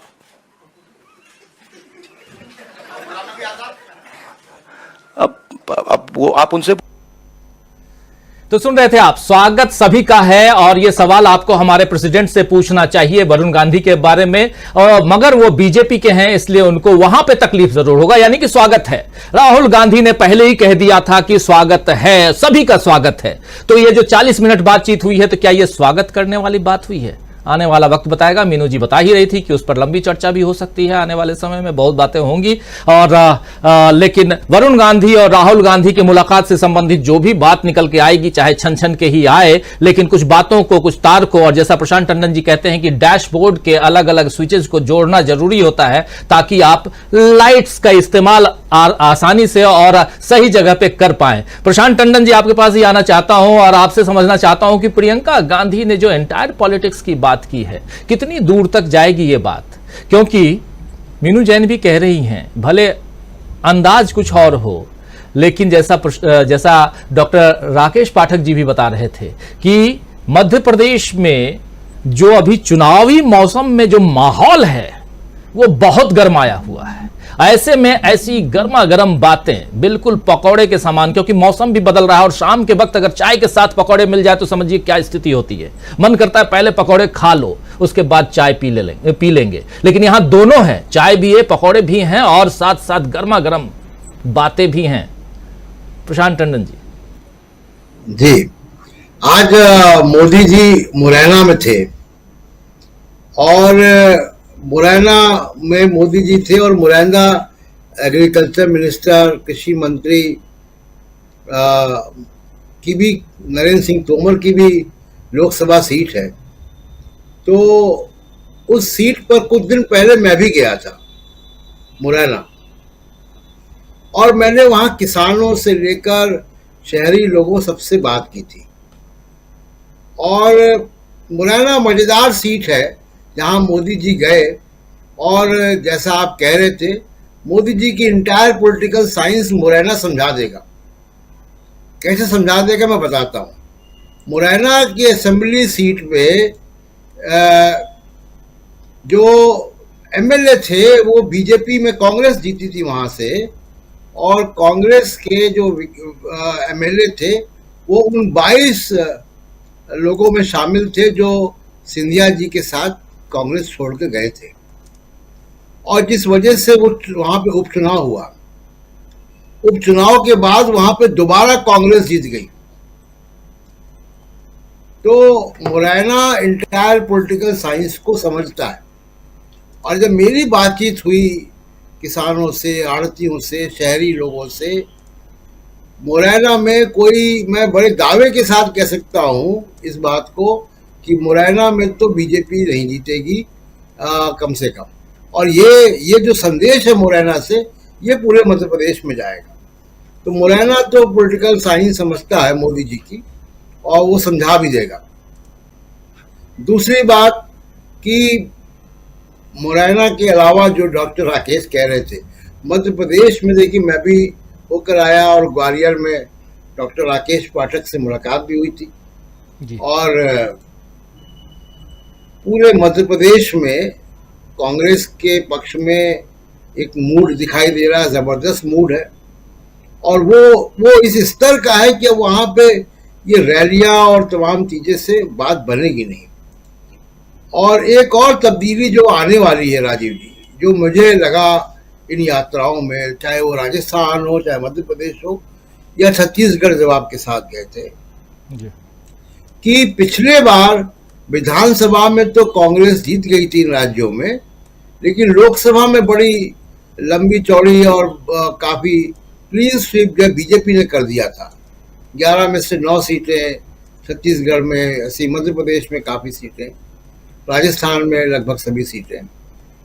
इस बार ये नहीं होगा। जो मूड है वो इस बार ऐसा लगता है कि ये जो सेंटीमेंट है ये प्रिवेल करेगा, पहली बात। दूसरी चीज कि पिछली बार के नतीजों के बाद कांग्रेस, यहाँ विपक्षी पार्टी है, बाकी पार्टियां नहीं है इस एरिया में, कांग्रेस कम से कम रिलैक्स नहीं होगी। और अब आते हैं बात नोटबंदी की। देखिए, नोटबंदी की आज बरसी है, और ये नोटबंदी का ही असर है, जो राहुल गांधी का ट्वीट है, ये नोटबंदी का ही असर है कि 80 करोड़ लोगों को मुफ्त राशन देने के लिए बाध्य हो रही है सरकार, और उसको 5 साल तक आगे बढ़ाने के लिए भी मोदी जी ने भी कहा है। ये कोई तमगा नहीं है, और आप इस तरीके की स्कीम्स के देश की प्रोडक्टिविटी को भी कम कर रहे हैं, क्योंकि मनरेगा में काम मिल रहा था, मनरेगा में जो काम मिल रहा था, वो व्यक्ति जो मनरेगा से पैसा ले रहा था वो जीडीपी में कंट्रीब्यूट भी कर रहा था, वो अपनी कमाई कर रहा था, और वो क्रय शक्ति को भी बढ़ा रहा था, जिसका असर शहरी मिडिल क्लास या अपर क्लास या उद्योगपतियों को मिल रहा था। क्योंकि गांव में अगर क्रय शक्ति बढ़ेगी तो उसका व्यापक असर जो है वो पूरी अर्थव्यवस्था में होता है। मनरेगा ये काम कर रहा था, फ्री राशन ये काम नहीं करेगा। और फ्री राशन दूसरा काम जो करेगा कि वो आत्मविश्वास की कमी पैदा करेगा बहुत बड़ी जनसंख्या में। तो ये जो नोटबंदी की बरसी है, उसको आप इस उससे देखें, इस नजरिए से कि 80 करोड़ लोगों को जो है वो फ्री राशन देने के लिए बाध्य होना पड़ रहा है सरकार को। और एक बात और छत्तीसगढ़ की बात मैं कर दूं, छत्तीसगढ़ वहां पे योगी आदित्यनाथ भी जा रहे हैं, बाकी लोग भी जा रहे हैं, और बड़ा सबक दे रहे हैं। मैं भारत सरकार के कृषि मंत्रालय के आंकड़े के हिसाब से बता रहा हूं कि छत्तीसगढ़ में किसानों की आय उत्तर प्रदेश और मध्य प्रदेश के किसानों से ज्यादा है। तो पहले जरा अपना ठीक करें, और ये जो छत्तीसगढ़ की सरकार ने किया है, इसमें और भी आगे बढ़ने की जरूरत है कि कृषि को, खेती को एक लाभदायक पेशा बनाने का जो काम कर रहे हैं, कि उसको प्रॉफिटेबल बिजनेस बनाने का। अगर ये होगा तो ये बहुत सारी, केवल खाद्यान्न में हमको आत्मनिर्भरता मिलेगी, उसके अलावा शहरों में पलायन नहीं होगा, वापस लोग अपने घरों में जाएंगे। तमाम दृष्टि से इसको आप देख सकते हैं कि वो कितनी बड़ी जो है वो राहत मिलेगी देश को, अगर बाकी राज्य भी कृषि को प्रॉफिटेबल बिजनेस यानी मुनाफे वाला काम अगर कृषि को बना देंगे तो ये देश के लिए बड़ा कल्याण होगा, जो छत्तीसगढ़ में हो रहा है। राजीव जी जी बिल्कुल बिल्कुल, छत्तीसगढ़ में जो किसानों के लिए, और किसान काफी खुश हैं। लेकिन पहले चरण के मतदान के बाद क्या कुछ नजर आ रहा है आपको? सुनील शुक्ला जी, जरा आपसे समझना चाहता हूं, क्योंकि खबरें आपके पास भी होंगी। और क्या यहां से चुनाव परवान चढ़ चुका है? क्या यहां से चुनाव किसी के चेहरे पर खुशी और किसी के चेहरे पे गम ऑलरेडी दे चुका है? उसको देखने की कोशिश हम कर सकते हैं क्या? क्या कुछ आप देख रहे हैं? मिजोरम में 40 की 40 सीटों पे मतदान, और छत्तीसगढ़ की 90 में से 20 सीटों पर मतदान के बाद की स्थिति। धन्यवाद राजीव जी। सत्तारूढ़ दल के सबसे प्रमुख नेता और देश के प्रधानमंत्री चुनाव वाले एक राज्य में प्रचार करने नहीं जाते हैं। यह साहस नहीं बटोर पाते कि उनको प्रचार करना चाहिए। दुनिया की सबसे बड़ी पार्टी होने का दावा करने वाली सत्तारूढ़ दल के 40 उम्मीदवार नहीं मिलते। 23 उम्मीदवारों पर आपको संतोष करना पड़ता है। आपके गठबंधन का जो एक दल है मिजो नेशनल फ्रंट, उसके मुख्यमंत्री ये कहते हैं कि हम प्रधानमंत्री के साथ मंच साझा नहीं करेंगे, और उस राज्य में 80% से अधिक मतदान होता है। यह सामान्य बात नहीं है। मिजोरम एक अलग तरह का राज्य भी है। मिजोरम में बड़ी बड़ी रैलियां होती नहीं, वहां की सिविल सोसाइटी की बहुत जबरदस्त दखल है, और इसीलिए उस राज्य में मतदान का ही प्रतिशत बहुत बेहतर आता है।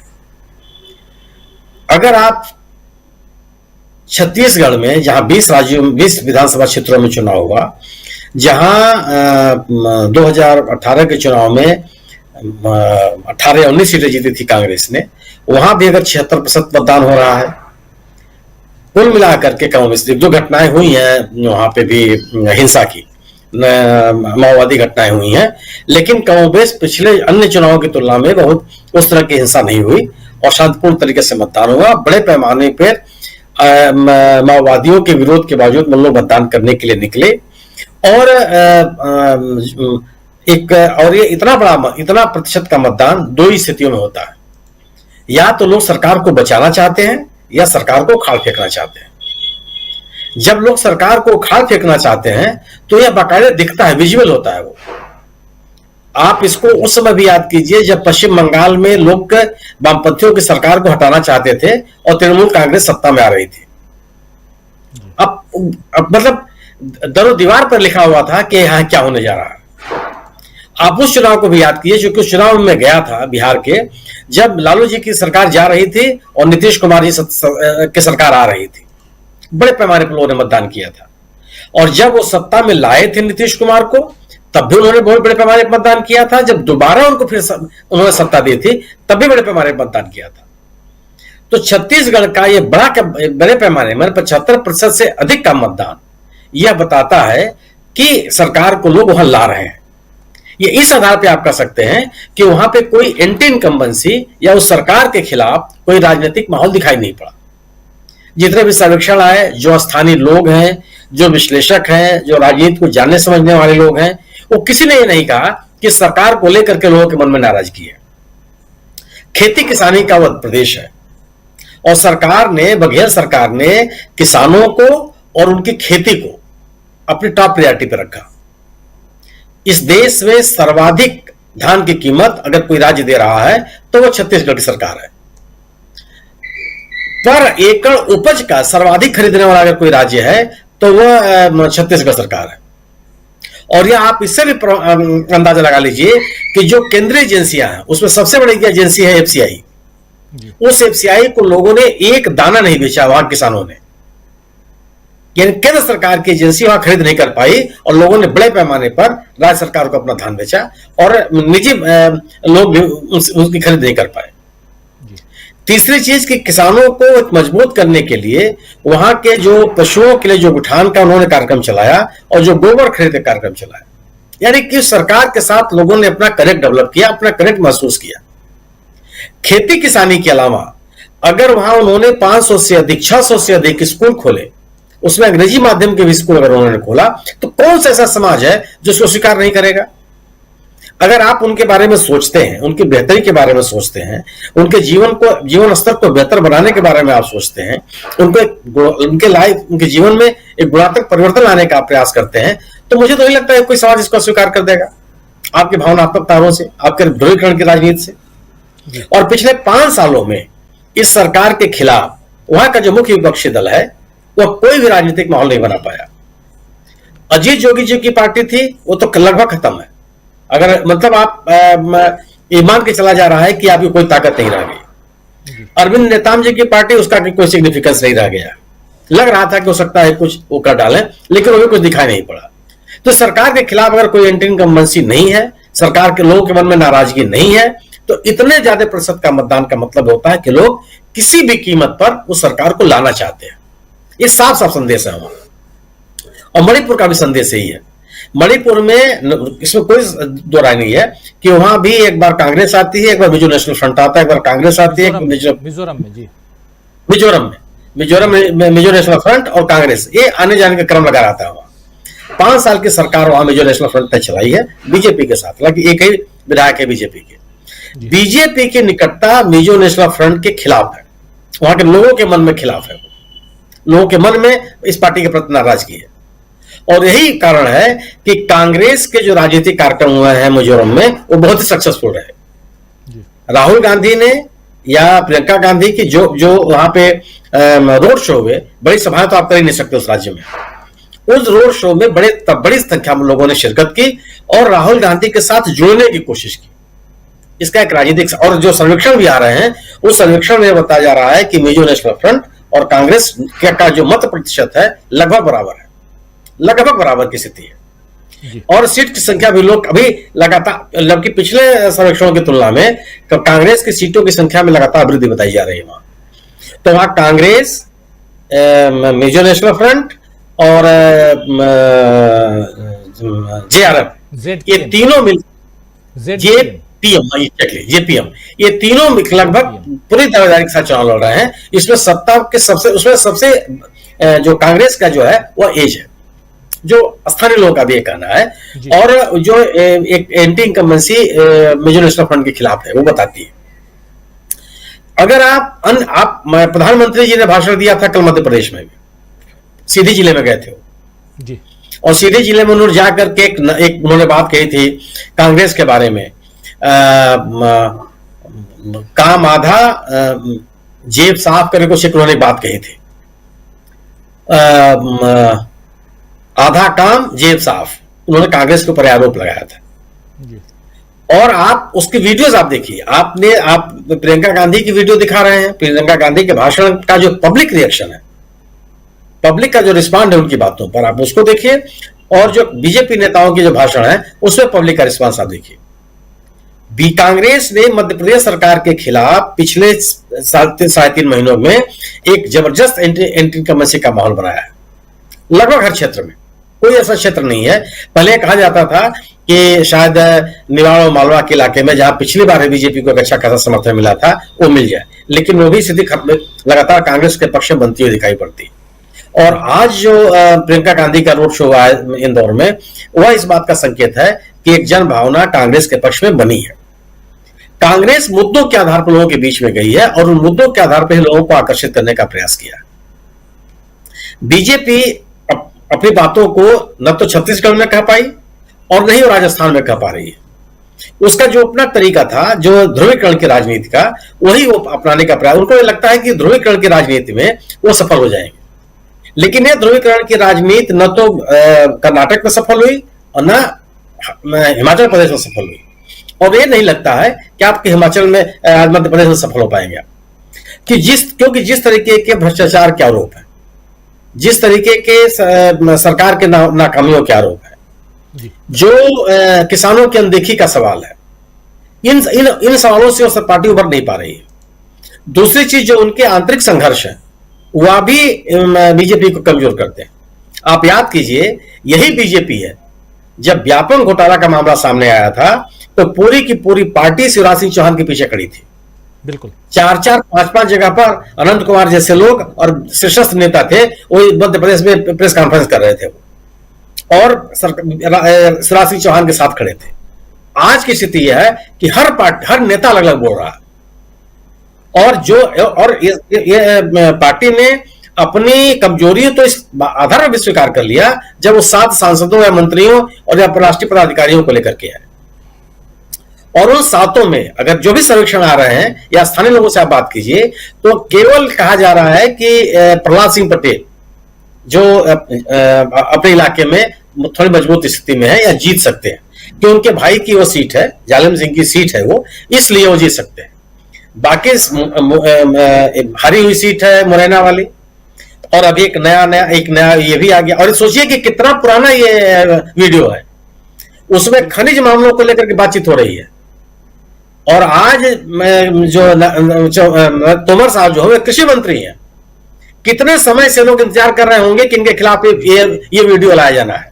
और आप अगर जिन लोग हमारे ख्याल से पाठक जी देखे होंगे, आज तोमर साहब के लड़के में क्या और उस वीडियो वाले तोमर साहब के बेटे में बहुत फर्क है। आज तोमर साहब के बेटे के पास बाल नहीं है, उदम साहब भी दिखाई पड़ता है वो, और ये वाले में एकदम टनाटन है बकायदे। तो ये बड़े बहुत कितने का सब पुराना ये वीडियो है और लोगों ने बड़े मौके पर निकाला। और ये मध्य प्रदेश अपने इस तरह के वीडियोस के लिए जाना जाता है। जी बिल्कुल। राघव जी के जमाने में एक वीडियो आया था, आपको याद कीजिएगा, पाठक जी को अच्छी तरह से याद होगा। और पार्टी के लोग ये काम करते हैं, कोई बाहर का नहीं है, ये कोई ना कोई ऐसा व्यक्ति होगा जो पार्टी के भीतर ये काम कर रहा है। और नरेंद्र तोमर जी ने अपनी प्रतिष्ठा खोई है। ये बड़े विनम्र नेता माने जाते हैं राजीव जी। यह ग्वालियर नगर निगम के पार्षद से निकले हुए नेता है, और आज तो एक जो कनेक्ट था इनका वो बहुत ही कमजोर हुआ है। आप सतना सांसद जी के बारे में जानकारी कर लीजिए, जबलपुर सांसद जी के बारे में जानकारी कर लीजिए, आप सीधी सांसद जी के बारे में जानकारी कर लीजिए। हर जगह जबरदस्त लोगों का विरोध है, और जो वहां के स्थानीय विधायक हैं या पार्टी के सदस्य हैं उनमें वो उनकी खिलाफत कर रहे हैं। केदारनाथ शुक्ला सीधी में अनाउंस कर चुके हैं कि सर्वाधिक मतों से हारने वाली साबित होंगी रिनी पाठक सिंगरौली में, जहां की सांसद है वो। तो एक पूरे राज्य में जो भारतीय जनता पार्टी के अंदरूनी संघर्ष है इसको संभाल नहीं पा रही है, और जो बाहर के लोग आ रहे हैं उनका वो कनेक्ट नहीं, संभव ही नहीं है वो। और मेरा अपना मानना यह है, मेरी जो अपनी समझ है, अगर आप स्थानीय नेताओं को तरजीह नहीं देंगे तो लोग आपको तरजीह नहीं देते, उस पार्टी को लोग तरजीह देते नहीं। और इस दौर से बीजेपी गुजर रही है मध्य प्रदेश में। तो दो राज्यों में तो बीजेपी कहीं नहीं है, चाहे तेलंगाना हो, चाहे मिजोरम हो, और चाहे तीसरा राज्य आप मान लीजिए छत्तीसगढ़।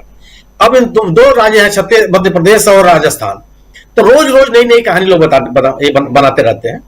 अब जैसे राजस्थान के बारे में कहा जा रहा है, तो जो कांग्रेस ने मुद्दा उठाया अपने गवर्नेंस को लेके गई है, वह सबसे बड़ा इशू है, और लोगों के साथ मुद्दों के आधार पर कनेक्ट किया है और लोगों के बीच में अपनी विश्वसनीयता कायम करने की कोशिश की है। जी बिल्कुल बिल्कुल, विश्वसनीयता कायम करने की कोशिश कांग्रेस की तरफ से। चुनाव जो है बहुत मजेदार है, फंसा हुआ चुनाव बीजेपी के लिए कहा जा रहा है, और प्रधानमंत्री नरेंद्र मोदी 22 दिन बाद इस चुनावी समर में कूदे हैं, और देखते हैं हम कि आगे प्रधानमंत्री इस नैया को कैसे पार लगाएंगे, ये बड़ा सवाल है। और लेकिन अब जो सेकेंड फेज का मतदान होना है छत्तीसगढ़ में, उसकी तैयारियां जोर शोर से चल रही हैं, और जिन राज्यों में एक ही फेज में मतदान है, जिसमें खासकर मध्य प्रदेश बिल्कुल साथ साथ है, छत्तीसगढ़ और मध्य प्रदेश का चुनाव 17 तारीख को साथ साथ, और दोनों राज्यों में भाई बहन यानी कि राहुल गांधी और प्रियंका गांधी आज गरजते हुए नजर आए, और प्रधानमंत्री नरेंद्र मोदी कहीं ना कहीं वहां डिफेंसिव मोड में नजर आए, ये साफ दिखाई दे रहा था। भले तीसरे और यहां पर से तीसरे टर्म की बात कह के वो सीधा ये पैगाम दे रहे हैं कि हाँ, ये चुनाव भी हमारे दम पे ही लड़ा जा रहा है। जरा आना चाहता हूं आपके पास डॉक्टर दीपक पाचपोर जी, आप इसको कैसे देखते हैं? एक तरफ प्रधानमंत्री नरेंद्र मोदी, दूसरी तरफ प्रियंका गांधी, राहुल गांधी, इन सबके भाषण को अगर आप ध्यान से सुनिए, क्या कुछ आता है आपके जहन में? राजीव जी, जैसा मैंने पहले बोला, एक बार और मैं इस बात को कहना चाहता हूँ और एसर्ट करना चाहता हूँ, जो बिल्कुल दिख रहा है कि प्रियंका गांधी, अगर कोई कहे कि केवल वो कांग्रेस का प्रचार कर रही है, या केवल अपनी बात कर रही है, या केवल अपनी पार्टी को जिताने की बात कर रही है, तो ये तो अपनी जगह पर है ही, क्योंकि उसके लिए निकली है। लेकिन वो लगातार जिस चीज को जागृत कर रही है वो है लोगों का नागरिक बोध। वो हर जगह कहती है कि आप अपने अधिकारों को जानिए। अभी उन्होंने कुछ दिन पहले, परसों शायद, वो इंदौर के पास ही, धार के पास में कुक्षी नाम की जगह है शायद, वहां पर उन्होंने भाषण दिया कि तीर सही निशाने पर मारिए तो ये वोटर जो है वो मजबूत होगा। तो ये सारी चीजों से हटकर है, ये केवल ये कहने की बात नहीं कि आप हमें वोट दीजिए। कई बार वो आपने बोल चुके हैं कि आपने। बने रहिए, परिचर्चा अभी जारी है। वीडियो को लाइक और शेयर कर दीजिए और चैनल को सब्सक्राइब कर लीजिए। आइए आगे सुनते हैं इस परिचर्चा। अपने अधिकारों को खो दिया है, अपनी ताकत जो है राजनीतिज्ञों के पास रख दी है, इसलिए आप कमजोर हुए हैं। तो प्रियंका गांधी की भाषणों को मैं बहुत ही अलग दृष्टिकोण से देखता हूं, और एक बहुत ही लार्जर इंटरेस्ट पे बात करती है। वो केवल अपने पार्टी के प्रचार की बात नहीं करती, वो तो है ही, क्योंकि वो उसी काम के लिए गई हुई है वो, लेकिन वो एक तरह से मतदाताओं को जागरूक कर रही है ओवरऑल। मतलब आने वाले समय में भी वो एक तरह से नागरिकों का जो, जिसको हम नागरिक चेतना कहते हैं, और वो जो नागरिक बोध है, वो बार बार बता रहे हैं कि आप अपनी बातों को जान के रखिए। राहुल गांधी की बात है तो राहुल गांधी देखिए बहुत ही सामयिक मुद्दे उठाते हैं। बाकायदे 8 तारीख थी तो उन्होंने नोटबंदी के बारे में फिर से उन्होंने बातें शुरू की है, लोग उसको फिर से जान रहे हैं। तो नोटबंदी के बारे में तो बहुत सारी चीजें काफी लोगों ने बात भी कर ली, उसकी क्या क्या चीजें हैं, कितने उसके नुकसान हुए हैं, ये हम सब जान रहे हैं। 7 साल पहले से हो गए हैं, उसके बाद ये जो 5 साल जो बढ़ाया गया है कि 5 साल हम राशन और देंगे, ये भी नोटबंदी का ही वो एक साइड इफेक्ट है। इसका असर बहुत लंबे समय तक होगा। मुझे तो ऐसा लगता है कि जिस प्रकार से 75वें साल के पहले मोदी जी ने कहा कि विभाजन की जो विभीषिका है, वो विभीषिका इतनी है कि उन्होंने बकायदे 14 अगस्त को विभाजन विभीषिका दिवस मनाना शुरू कर दिया। मुझे तो लगता है कि जब भारत का विभाजन हुआ तो 5-7 सालों में ही भारत ने अपने उन घावों को भर के वो अपन कदम पर खड़ा भी हो गया था भारत, और एक नई यात्रा पे निकल चुका था। लेकिन नोटबंदी का जो मामला है, नोटबंदी से जो देश आहत हुआ और देश जो बर्बाद हुआ, उसकी जो खुशहाली खत्म हुई, उसका असर तो अभी तक है। तो मुझे तो लगता है और बहुत स्ट्रांगली रिकमेंड करता हूं, अगर मेरी बात कहीं ऊपर तक पहुंच जाए, कि 8 नवंबर को तो मुझे लगता है कि नोटबंदी विभीषिका दिवस मनाना चाहिए हर साल, और ताकि लोगों को याद रहे, तो लोगों को याद रहे कि भाई कितनी भयानक एक तरह से पीड़ा से गुजरा है पूरा का पूरा देश, और वो अभी तक भुगत रहा है। देखिए, मोदी जी ये नहीं बता रहे हैं कि हमारी हालत ऐसी है, नागरिकों की हालत ऐसी है कि हमको उन्हें भोजन देना पड़ रहा है। वो उसको एक तरह से ऐसा बता रहे हैं कि जैसे हम बहुत बड़ी कृपा कर रहे हैं। मुझे लगता है कि ये भी नोटबंदी की विभीषिका है। छत्तीसगढ़ का मैं एक ही उल्लेख करूंगा राजीव जी। आज सुबह देखिए ईडी का भी किस तरीके से अवमूल्यन हुआ है। अक्सर प्रवर्तन निदेशालय के लोग जाते थे बड़े बड़े फैक्ट्री मालिकों के यहाँ, बहुत बड़े राजनेताओं के यहाँ। आज सुबह छत्तीसगढ़ में भिलाई में एक छापा मारा गया ईडी के अधिकारियों द्वारा। वो मारा गया धिंगानी फायर वर्क्स, फटाके बनाने वाला है बेचारा। उसका अपराध केवल ये है कि भूपेश बघेल के चुनाव का वो सारा खर्च का हिसाब किताब रखता है। अब आप देखिए कि ईडी ने किस तरीके से किस निचले स्तर तक चला गया है कि जो चुनाव का हिसाब किताब रख रहा है भूपेश बघेल के, उसके यहाँ भी छापा पड़ गया, और 1 महीने के अंदर अंदर दूसरा छापा पड़ गया उसके फायर वर्क्स की दुकान में, फटाकों की दुकान में भी, उसके घर पर भी, पदुम नगर में, भिलाई में उनका वो है। इसके बाद भूपेश बघेल ने एक बहुत अच्छा ट्वीट किया है। उन्होंने ये कहा है कि ये देखिए फर्स्ट फेज का जो एग्जिट पोल है वो आ गया।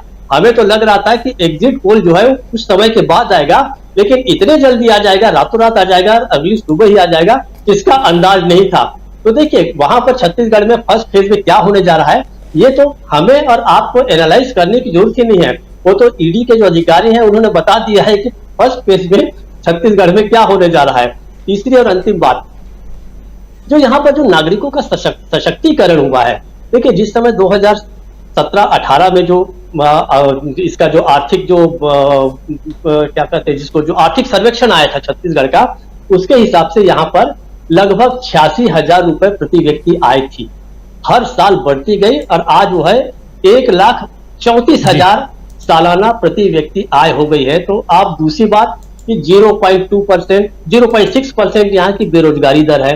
तो ऐसे में क्यों ना भूपेश बघेल और कांग्रेस के जो आर्थिक जो विकास का मॉडल है उसकी ओर लोगों का ध्यान क्यों नहीं जाएगा। और मुझे ऐसा लगता है कि अभी भी अगर इसकी ओर आपका ध्यान नहीं है और आप इसके लिए वोट नहीं कर रहे हैं तो फिर तो कुछ नहीं कहा जा सकता। राजू जी बिल्कुल सही आप कह रहे हैं। भूपेश बघेल के ऊपर जो छापेमारी आज हुई है ये आप जानकारी दे ही रहे हैं, और भूपेश बघेल के ऊपर नहीं बल्कि उनके प्रस्तावक के ऊपर, और वो प्रस्तावक जो उनके खर्चे का ब्यौरा रखता है। और धिंगानी जो व्यापारी है, जो पटाखा व्यापारी है, उसके यहाँ 1 महीने के अंदर दूसरी बार उन्होंने लिखा था कि मुझे लगा था, जो भूपेश बघेल ने जो लिखा है कि मुझे लगा था पहले चरण का एग्जिट पोल कुछ दिनों बाद पता चलेगा, लेकिन साहेब ने, यानी मोदी जी ने, लेकिन साहेब ने आज सुबह ही बता दिया। सुबह सुबह ईडी को मेरे नामांकन के दौरान मेरे साथ उपस्थित और मेरी निर्वाचन प्रक्रिया में आधिकारिक व्यय लेखक की भूमिका निभा रहे सुरेश धिंगानी के यहां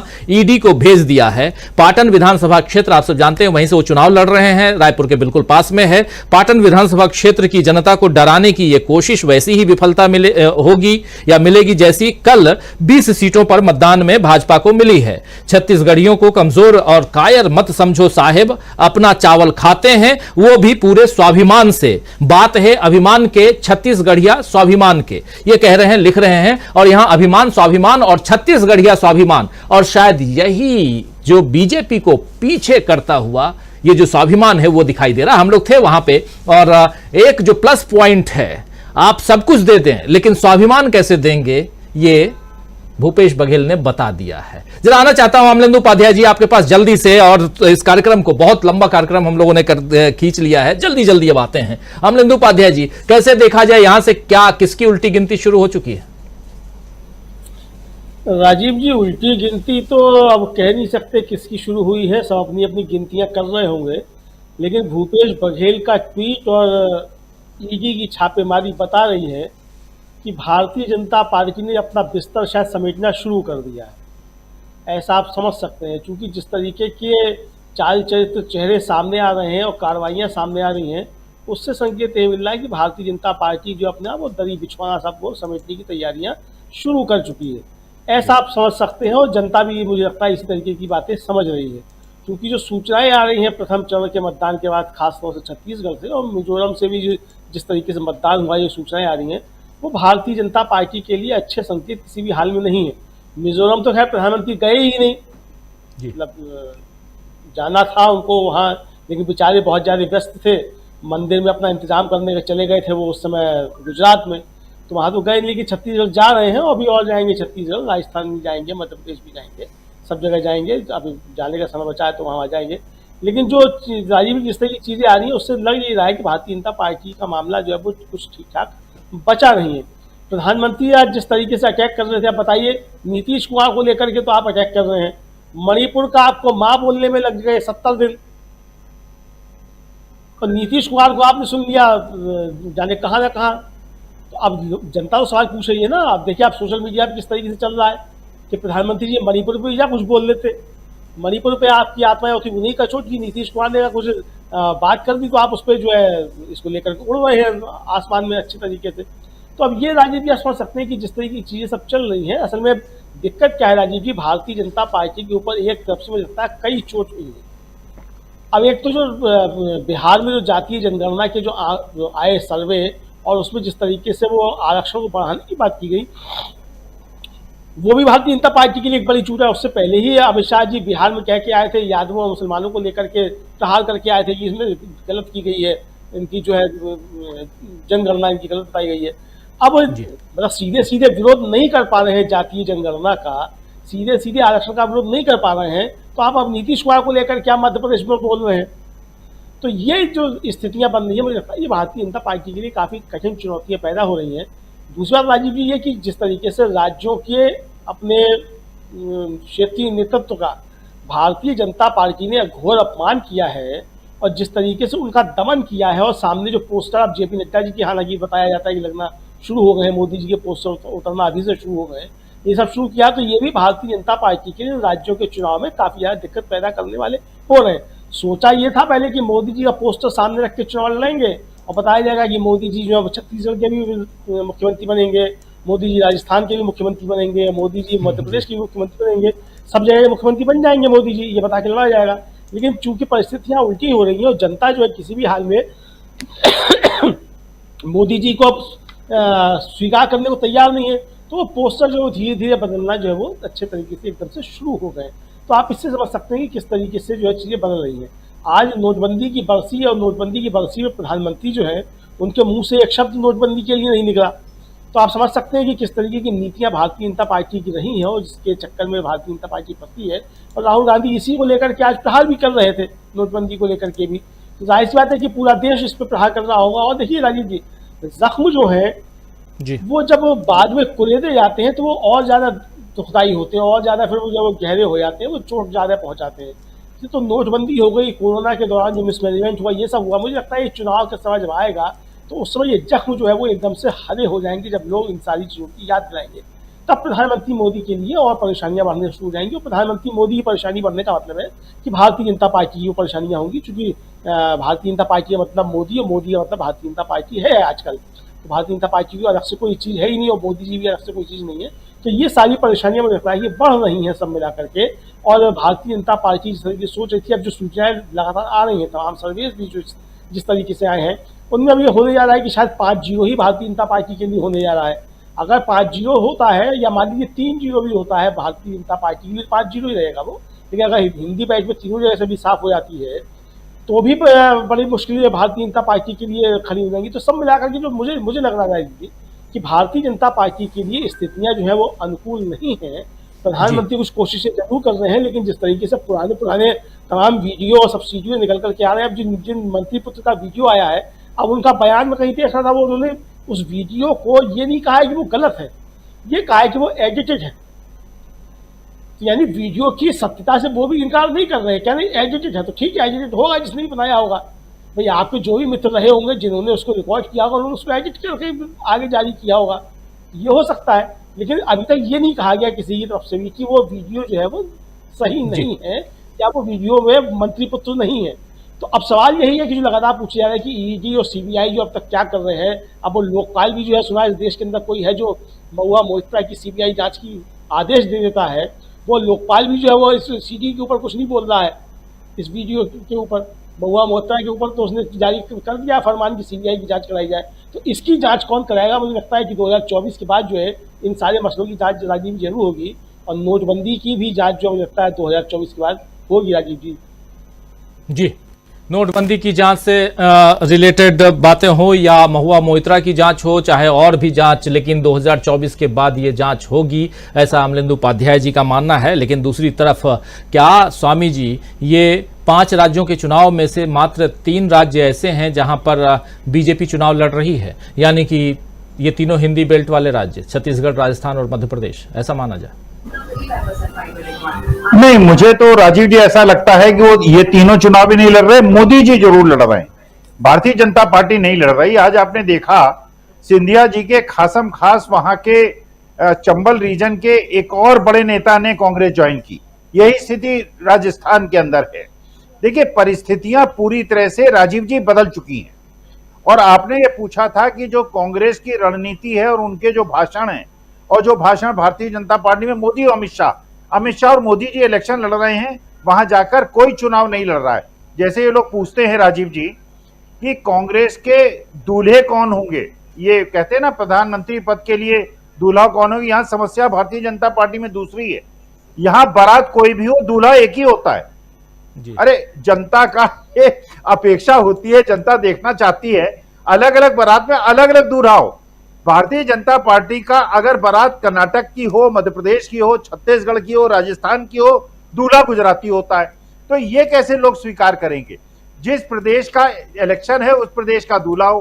खैर, स्टेट्समैन में और पॉलिटिशियन में जो अंतर होता है, देखिए जो प्रियंका गांधी के भाषण को बड़े ध्यान से मैंने सुना, उन्होंने जनता को आगाह किया, उन्होंने जनता को शिक्षित किया, उन्होंने जनता को बताया आंख मूंद के कांग्रेस को भी वोट मत दो, परीक्षण करो, अपने आप देखो तुम्हारे आर्थिक स्थिति में सुधार हुआ या नहीं, तुम्हारे बच्चों को नौकरियां मिली कि नहीं।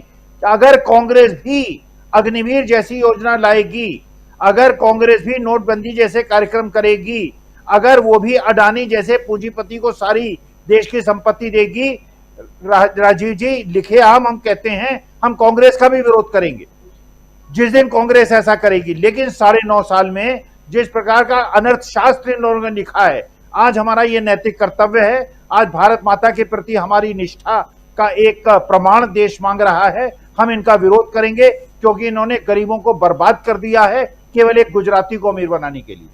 जी 2024 पर आपकी बातें जो हैं वो भी 2024 की तरफ ले जाती हैं, जो अमलेंदु उपाध्याय जी कह रहे थे।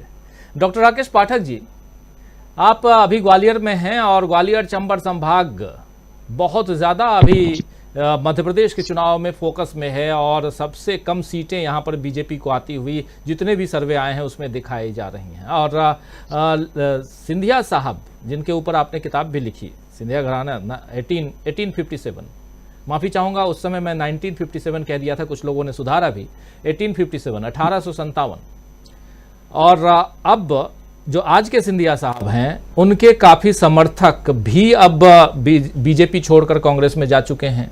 इन सब पर हम लोग चर्चा कर चुके हैं, आपके वीडियोज़ भी हमारे साथी देख चुके हैं।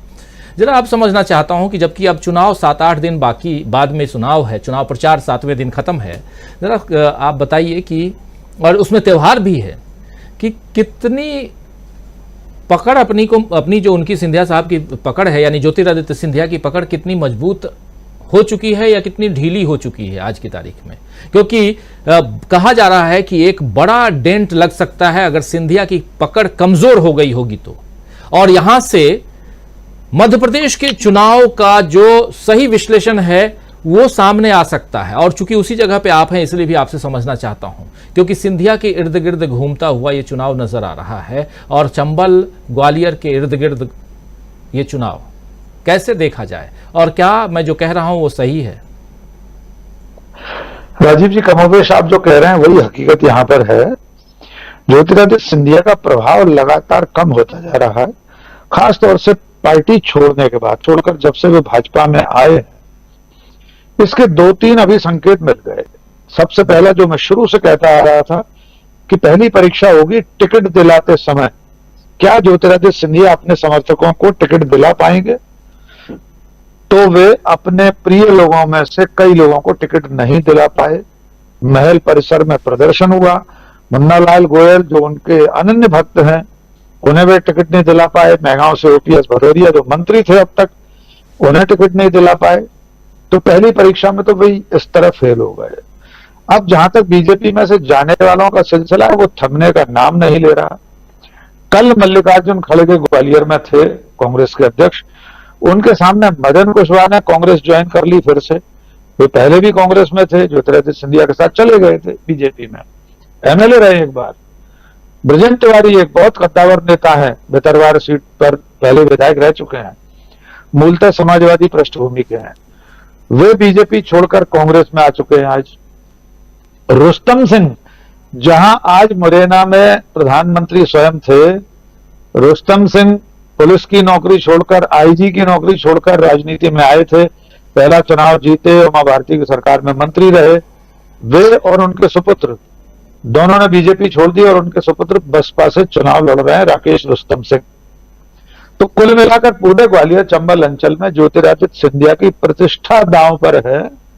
और आज की अगर स्थिति अगले साल रही, 9 दिन कायम रही मतदान के दिन तक, तो परिणाम भारतीय जनता पार्टी प्रतिकूल रहेगा। ग्वालियर चंबल अंचल सबसे बड़ा गड्ढा साबित होगा बीजेपी के लिए। और जो डेंट शब्द का इस्तेमाल आपने किया, वो डेंट सबसे ज्यादा ज्योतिरादित्य सिंधिया के ऊपर ही लगे, क्योंकि भारतीय जनता भीतर भी इतनी गुटबाजी है। अभी सीडी की बात चल रही थी कि जो नरेंद्र सिंह तोमर के सुपुत्र की सीडी जारी हुई है, भारतीय जनता पार्टी इस मामले में महारत हासिल प्राप्त पार्टी है। उस पार्टी के लोग ही एक दूसरे की सीडी बनाते और जारी करते हैं। संजय जोशी से लेकर अब तक जितनी सीडी जारी हुई हैं, तो इसका भी एक अखाड़ा ग्वालियर चंबल बना हुआ है कि ज्योतिरादित्य सिंधिया, वीडी शर्मा, नरेंद्र सिंह तोमर, डॉक्टर नरोत्तम मिश्रा, ये सारे गुट एक दूसरे के खिलाफ ही रस्साकसी में लगे हुए हैं। देखना होगा कि ये जो आपसी खींचतान है ये पार्टी को किस कगार पर ले जाकर छोड़ती है। लेकिन ज्योतिरादित्य सिंधिया के लिए अगले 10 दिन बेहद कठिन है। वे अपना सब कुछ झोंक भी रहे, इसलिए वे बयानों में उस स्तर पर उतर रहे हैं जो बयान उनके और उनके पिता के खिलाफ बैठ रहे हैं। तब भी वो वहां तक जाकर कांग्रेस को कोस रहे हैं। हो सकता है इससे उन्हें कुछ हासिल हो जाए। बने रहिए, परिचर्चा अभी जारी है। वीडियो को लाइक और शेयर कर दीजिए और चैनल को सब्सक्राइब कर लीजिए। आइए आगे सुनते हैं इस परिचर्चा। 3 दिसंबर को मालूम होगा। जी राजीव जी, बिल्कुल बिल्कुल 3 दिसंबर को मालूम होगा, इससे अगर कुछ हासिल होता है तब। लेकिन क्या देर हो चुकी है, बड़ा सवाल है शायद, क्योंकि अब सप्ताह भर, हालांकि कहा जाता है कि चुनाव में हर घड़ी पल पल बहुत सारी चीजें बदलती हैं। मीनू जैन जी, कैसे आप देखती हैं मध्य प्रदेश के चुनाव को, ये हिंदी बेल्ट के चुनाव को? इसलिए भी क्योंकि बीजेपी यहीं तो लड़ती हुई दिखाई दे रही है। बाकी एक चुनाव तो हो गया जहां प्रधानमंत्री नरेंद्र मोदी रहे ही नहीं, वहां क्या स्थिति होगी? और दूसरी तरफ आपने देखा कि यानी मिजोरम गए ही नहीं प्रधानमंत्री नरेंद्र मोदी, और छत्तीसगढ़ में भी पहुंचे तो काफी लेट, पहले फेज का चुनाव, और 7 को चुनाव, 2 तारीख को पहला पदार्पण होता है। इस चुनाव में छत्तीसगढ़ से आगाज करते हैं प्रधानमंत्री नरेंद्र मोदी। उनकी जो रैली जहां थी वहां हम लोग गए भी थे, और वहां मुद्दा था ही नहीं, मुद्दा विहीन प्रधानमंत्री का भाषण। और अब इन 5 राज्यों में से 3 राज्य और यहीं लड़ती हुई बीजेपी दिखाई दे रही है। क्या कुछ पाते हुए बीजेपी दिखती है? जी, जैसा कि प्रियंका ने अपने भाषण में भी कहा कि जो जनता ने, ये जनता को सोचना है कि आपने तो उनको मैंडेट दिया ही नहीं था जो सत्ता को हथिया बैठे। मैं मध्य प्रदेश और कर्नाटक में बहुत सारी समानताएं देख रही हूं और काफी समय से ये मैं इसको स्टडी कर रही हूं। देखिए, कर्नाटक में भी वही सरकार थी जहां पे की खरीद फरोख्त करके विधायकों की और भाजपा ने सरकार बना ली थी। सेम वही इतिहास कर्नाटक में भी, उन लोगों सेम वही किस्सा कर्नाटक में भी हुआ। तो दोनों राज्यों में जनता ने बीजेपी को मैंडेट नहीं दिया था, लेकिन जबरन आपने उनके हाथ से छीन लिया। बाहुबल कह लीजिए, धनबल कह लीजिए, ईडी बल कह लीजिए, कुछ भी कह लीजिए, उसके बल पे आपने खींच के सत्ता, वो कांग्रेस को जबरदस्त जबरन आपने कुर्सी पे से उतारा। तो देखिए, जनता जो है वो भूली नहीं होगी। कर्नाटक की जनता ने सबक सिखा दिया है उस बात का कि आइंदा ऐसी गलती आप ना करें, और महाराष्ट्र में भी सिखाने वाली है, जहां वो माहौल बन रहा है वहां पे जो उद्धव ठाकरे के सहानुभूति का, यही माहौल जो जनता जो है यही मध्य प्रदेश में भी सिखाएगी। और इसमें जो कि अभी राकेश पाठक जी जो वहीं से बिल्कुल मध्य प्रदेश से ही बोल रहे हैं, उन्होंने जो बताया है उससे तो ये लगता है कि ज्योतिरादित्य सिंधिया को धूल चाटनी पड़ेगी वहां। जिस तरीके से वहां एक तो नेता उनके साथ जो गए हुए नेता थे वो वापस आ रहे हैं कांग्रेस में, और जो वहां पे जनता का रेस्पॉन्स है, तो वो ज्योतिरादित्य सिंधिया की जो बौखलाहट है, और मतलब आप ये देखिए ना, जो आपने बताया कि अपने ही पिता के काम पे ही पानी फेर दिया उन्होंने, और उसके अलावा भी वो गांधी परिवार के लिए मतलब एक आउट ऑफ वे जाके, देखिए दल बदल बहुत लोग करते हैं, पर इस तरीके से अपने पिछले जो पार्टी होती है उसके बारे में इस तरह की छिछली बातें या लूज टॉक्स कोई नहीं करता। ये बीजेपी के मोदी के समय में ही शुरू हुआ है कि एक तो ये आजाद साहब, गुलाम नबी आजाद ने जो कहते हैं ना लूज टॉक्स की पार्टी छोड़ने के बाद, या फिर ज्योतिरादित्य सिंधिया ने की। तो जो हाल अभी गुलाम नबी आजाद साहब का है कि पता भी नहीं है कहाँ है वो, उनकी पार्टी कहाँ है, तो सेम ये ज्योतिरादित्य सिंधिया के साथ होने जा रहा है। और ज्योतिरादित्य सिंधिया अगर डिलीवर नहीं कर पाए इस इलेक्शन में, उनकी ग्वालियर चंबल संभाग में जो कि बताया जा रहा है कि करारी हार होने वाली है, कितनी होगी वो तो 3 तारीख को पता चलेगा। तो मोदी जी वो बकशने वाले नहीं है फिर तो जो सिंधिया साहब है वो किसी कोने में बैठ के अपने घाव सहलाते मिलेंगे। तो ये चीज बहुत ज्यादा महत्व रखने वाली है जो मध्य प्रदेश का चुनाव है, इन सारे चुनावों में, क्योंकि इससे पता चलेगा कि वास्तव में जनता ये जो खरीद फरोख्त की राजनीति है विधायकों की, उसके जरिए सरकार गिराना और संघवाद को खतरे में डालना इस देश के। क्योंकि कर्नाटक में जो हुआ, महाराष्ट्र में जो हुआ और मध्य प्रदेश में जो हुआ, उसमें संघवाद के ऊपर बहुत भारी भरकम हथौड़े से प्रहार किया मोदी ने। तो वो जनता बता देगी कि हमें ये पसंद नहीं है, आप संविधान की भावना के अनुरूप चलिए। तो वो चीज ये सामने आएगी। मैं मध्य प्रदेश के इलेक्शंस का तो सबसे ज्यादा इंतजार है कि इसमें जनता वास्तव में देती क्या है अब, और देगी, क्योंकि पिछली बार 2018 में ही जब उन्होंने कांग्रेस को मैंडेट दिया था, तो इस बार तो बहुत कुछ बदल चुका है, नर्मदा में बहुत कुछ पानी बह चुका है। और इस वक्त तो शिवराज सिंह के भी ऐसा नहीं है, आप ये मत सोचिए कि शिवराज सिंह अपनी उनका भीतरघात नहीं चल रहा होगा, क्योंकि उनको पता है मैं तो जा ही रहा हूं और मेरे को इस तरह बेआबरू करके निकाल रहे हैं ये लोग, तो वो अपना बदला जरूर लेंगे।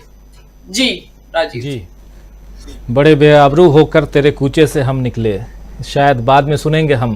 प्रशांत टंडन जी, आप क्या कुछ सोच रहे हैं, क्योंकि एक बहुत ही महत्वपूर्ण चुनाव जो है वो मध्य प्रदेश का होने वाला है, और जिसको कनेक्ट कर रही हैं यहाँ मीनू जैन जी कर्नाटक के चुनाव से। आप कर्नाटक में भी थे, आप मध्य प्रदेश भी जाके आ चुके हैं, कितना आप कनेक्ट करते हैं इसको?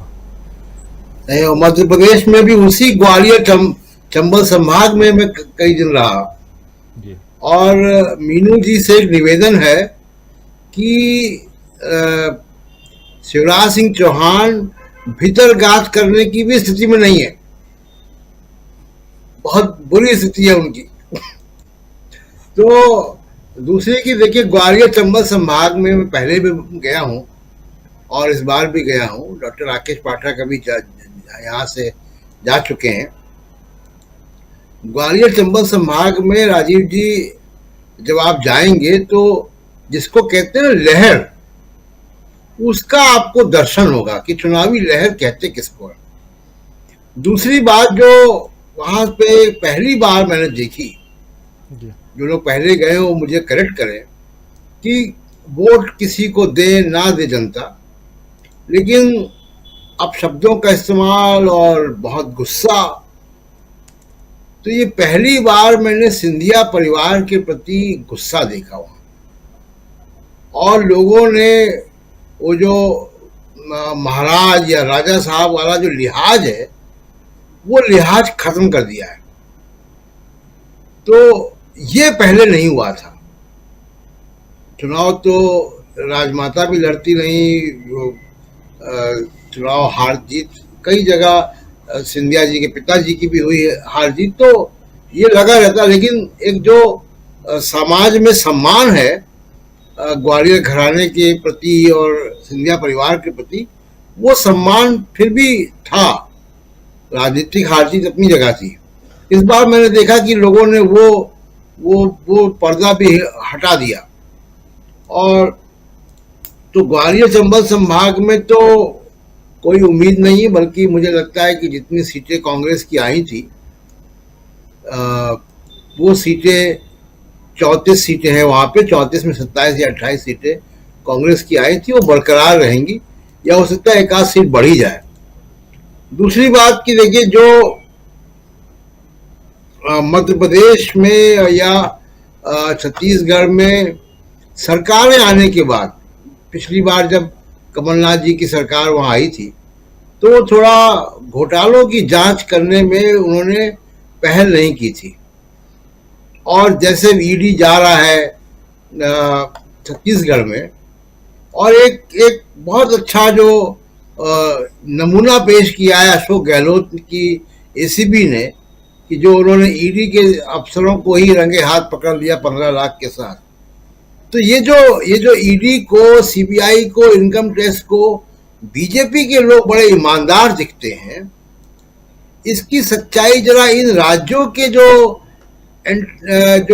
एसीबी है, एंटी क्राइम ब्यूरो है, उनको दिखानी चाहिए जी। चाहे वो छत्तीसगढ़ हो, चाहे राजस्थान में अगर सरकार आती है, मध्य प्रदेश में सरकार आती है, या तेलंगाना में सरकार आती है, तो दिखाना चाहिए कि ये जरा कितना दूध के धुले हैं, या इनकी सच्चाइयाँ क्या हैं।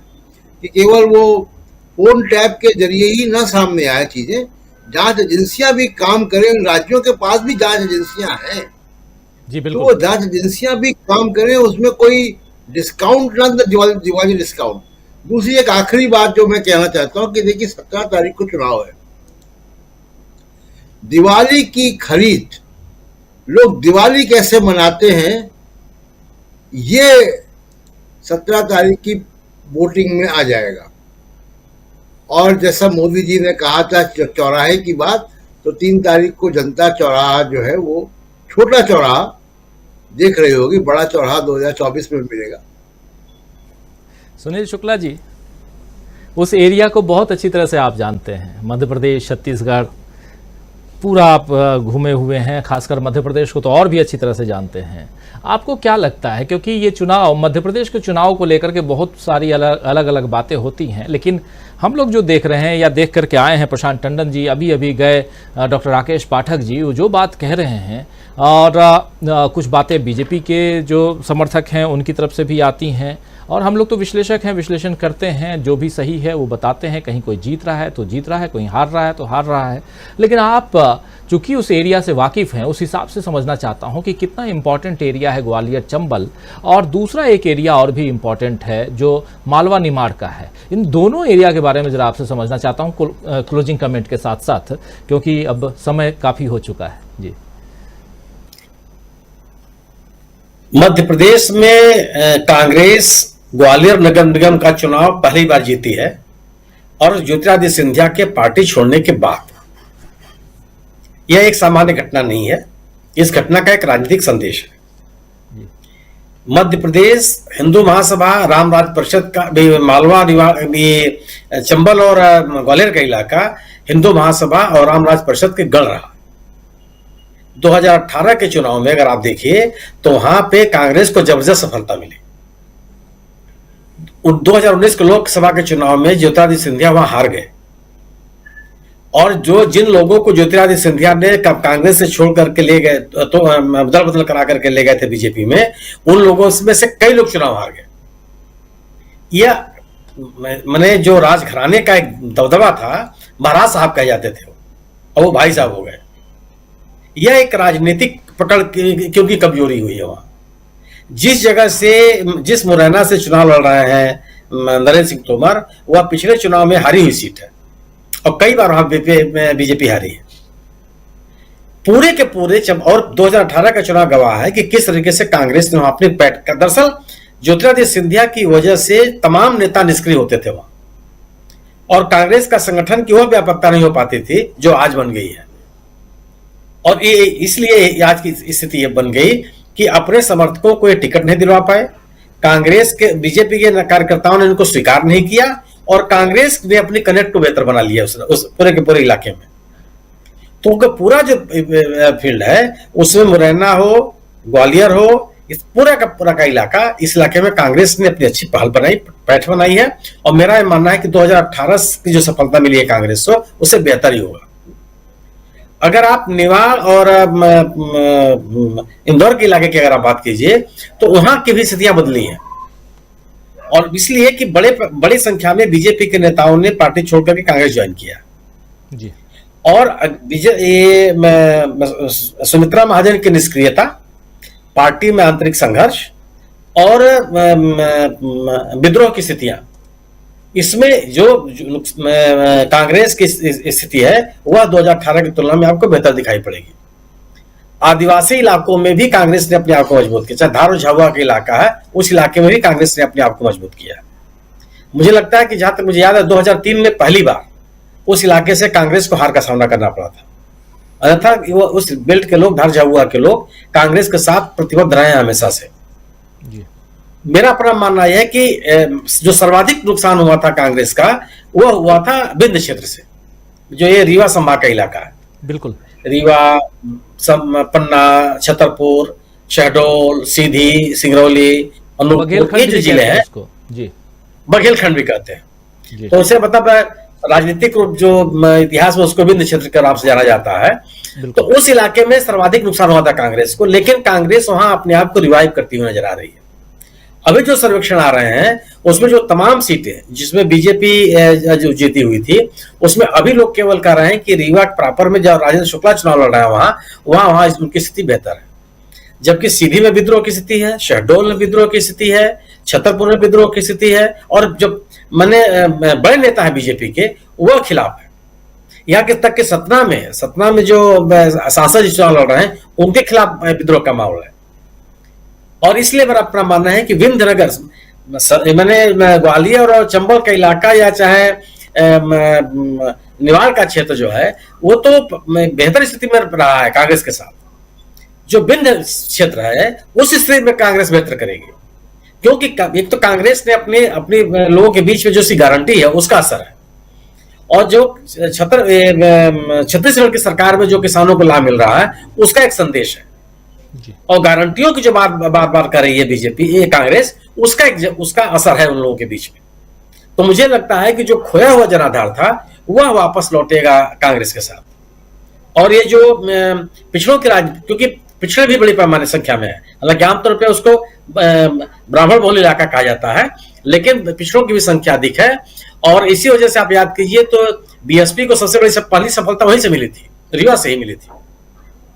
तो उस वर्ग के लोग भी, जब ये जो सामाजिक न्याय के आंदोलन की जो बात किया है राहुल गांधी ने, उस वर्ग का भी समर्थन कांग्रेस की तरफ आता हुआ दिख रहा है।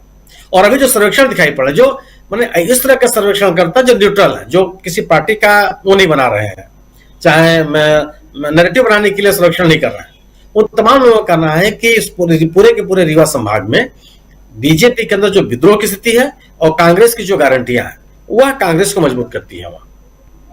और पिछले 2018 के चुनाव में जो नुकसान हुआ था कांग्रेस का, जिसके इस इलाके के नुकसान की वजह से कांग्रेस उस बहुमत नहीं पाई थी जिसकी आवश्यकता थी, मतलब उसके बाद ये तोड़फोड़ नहीं हो पाती। तो इस इलाके में भी कांग्रेस मुझे लगता है कि बेहतर करेगी, क्योंकि बीजेपी जो एंटी इनकम्बेंसी का एटमॉस्फेयर है उसको मैनेज नहीं कर पा रही है, और पार्टी के भीतर जो विद्रोह है उसको भी मैनेज नहीं कर पा रही है। उसके उलट अगर आप कांग्रेस को देखेंगे, कांग्रेस से भी गलतियां हुई हैं, लेकिन उतनी बड़ी गलतियां नहीं हुई हैं जिससे कि उसका राजनीतिक नुकसान हो। क्योंकि अगर यह है कि दो ध्रुवीय चुनाव होने की वजह से मुझे नहीं लगता कि चाहे समाजवादी पार्टी हो, चाहे आम आदमी पार्टी हो, चाहे गोंडवाना गणतंत्र पार्टी हो, चाहे बहुजन समाज पार्टी हो, इनका वो असर हो पाएगा कि वो वोट बड़े पैमाने पर मतों का विभाजन कर पावे। क्योंकि मतदाता तो या तो बीजेपी के साथ है या कांग्रेस के साथ है या बीजेपी के खिलाफ है। और मेरा अपना मानना है, मेरी अपनी समझ है कि जब मतदाता किसी को सत्ता से बाहर कर रहा होता है तो वह केवल और केवल उस दल के साथ जाता है जो उस दल को सत्ता से बाहर करने की स्थिति में हो। और आज मध्य प्रदेश में कांग्रेस इस स्थिति में है, तो वह मतों का विभाजन तो दिखता नहीं है। कांग्रेस अपनी गारंटियों के बूते मजबूत स्थिति में है और जो उसका खोया हुआ जनाधार था जिन इलाकों में, वहां वो वापस अपने पास समेटती हुई दिखाई दे रही है। जी बिल्कुल बिल्कुल। मतलब आगे आगे कांग्रेस और पीछा करती हुई बीजेपी, क्या कांग्रेस और गति बढ़ाएगी? ये आने वाला वक्त बताएगा, ताकि वो सबसे आगे निकल पाए। 5 राज्यों के चुनाव और सबकी निगाहें कांग्रेस पर टिकी हुई हैं। बीजेपी पर टिकी रहती थी, लेकिन इस बार इन 5 राज्यों के चुनाव पर हम भी जो विश्लेषण कर रहे हैं, कांग्रेस पर ज्यादा फोकस्ड हैं। क्यों हैं? इसलिए क्योंकि देखिए 2 राज्यों में इस वक्त कांग्रेस की सरकार है। एक जगह बीजेपी की सरकार है और वो है मध्य प्रदेश, लेकिन वो छीनी हुई सरकार है। इस विश्लेषण को आप बहुत गौर, इस पर कल हम लोग चर्चा करेंगे जरूर, कि एक जगह मात्र आज की तारीख में बीजेपी की सरकार है और वो है मध्य प्रदेश, जिस पर अभी हम चर्चा कर रहे थे। और 2 जगह कांग्रेस की सरकार है। एक जगह और सरकार थी, लेकिन वहां गठबंधन टूट गया और वो मिजोरम, वहां पीएम साहब गए ही नहीं, मोदी जी गए ही नहीं। और तेलंगाना में बीआरएस की सरकार है। और अभी 5 राज्यों में से 3 राज्य ऐसे हैं जहां पर कांग्रेस और बीजेपी आमने सामने हैं। पीछा करती हुई बीजेपी नजर आ रही है, लेकिन क्या कांग्रेस को पछाड़ पाएगी बीजेपी? एक बड़ा सवाल है। और उसमें भी मध्य प्रदेश ऐसा राज्य है जहां 14 महीने की सरकार को ज्योतिरादित्य सिंधिया के कारण गिरा दी गई थी सरकार, और फिर से काबिज हुए थे वहां शिवराज सिंह चौहान, जिनके बारे में भी कह रहे थे प्रशांत टंडन जी, और पूरा विश्लेषण कर रहे थे हमारे साथी सुनील शुक्ला जी। तो आप सुन ही रहे थे इस कार्यक्रम को, और बहुत बहुत शुक्रिया अदा करना चाहता हूं। ऐसे आशा है ये कार्यक्रम आपको पसंद आया होगा। इस वीडियो को ज्यादा से ज्यादा शेयर करें, लाइक करें और कमेंट करके बताएं आपकी राय क्या है। और अगर आपने हमारा यूट्यूब चैनल तक सब्सक्राइब नहीं किया है तो तुरंत इसको सब्सक्राइब कर लीजिए और बेल आइकन भी दबा दीजिएगा, ताकि अगली जब वीडियो अपलोड हो तो आपके पास इसका नोटिफिकेशन पहुंच सके। और अगर आपने हमारा फेसबुक पेज फॉलो नहीं किया है, फेसबुक पेज को भी फॉलो करें। धन्यवाद।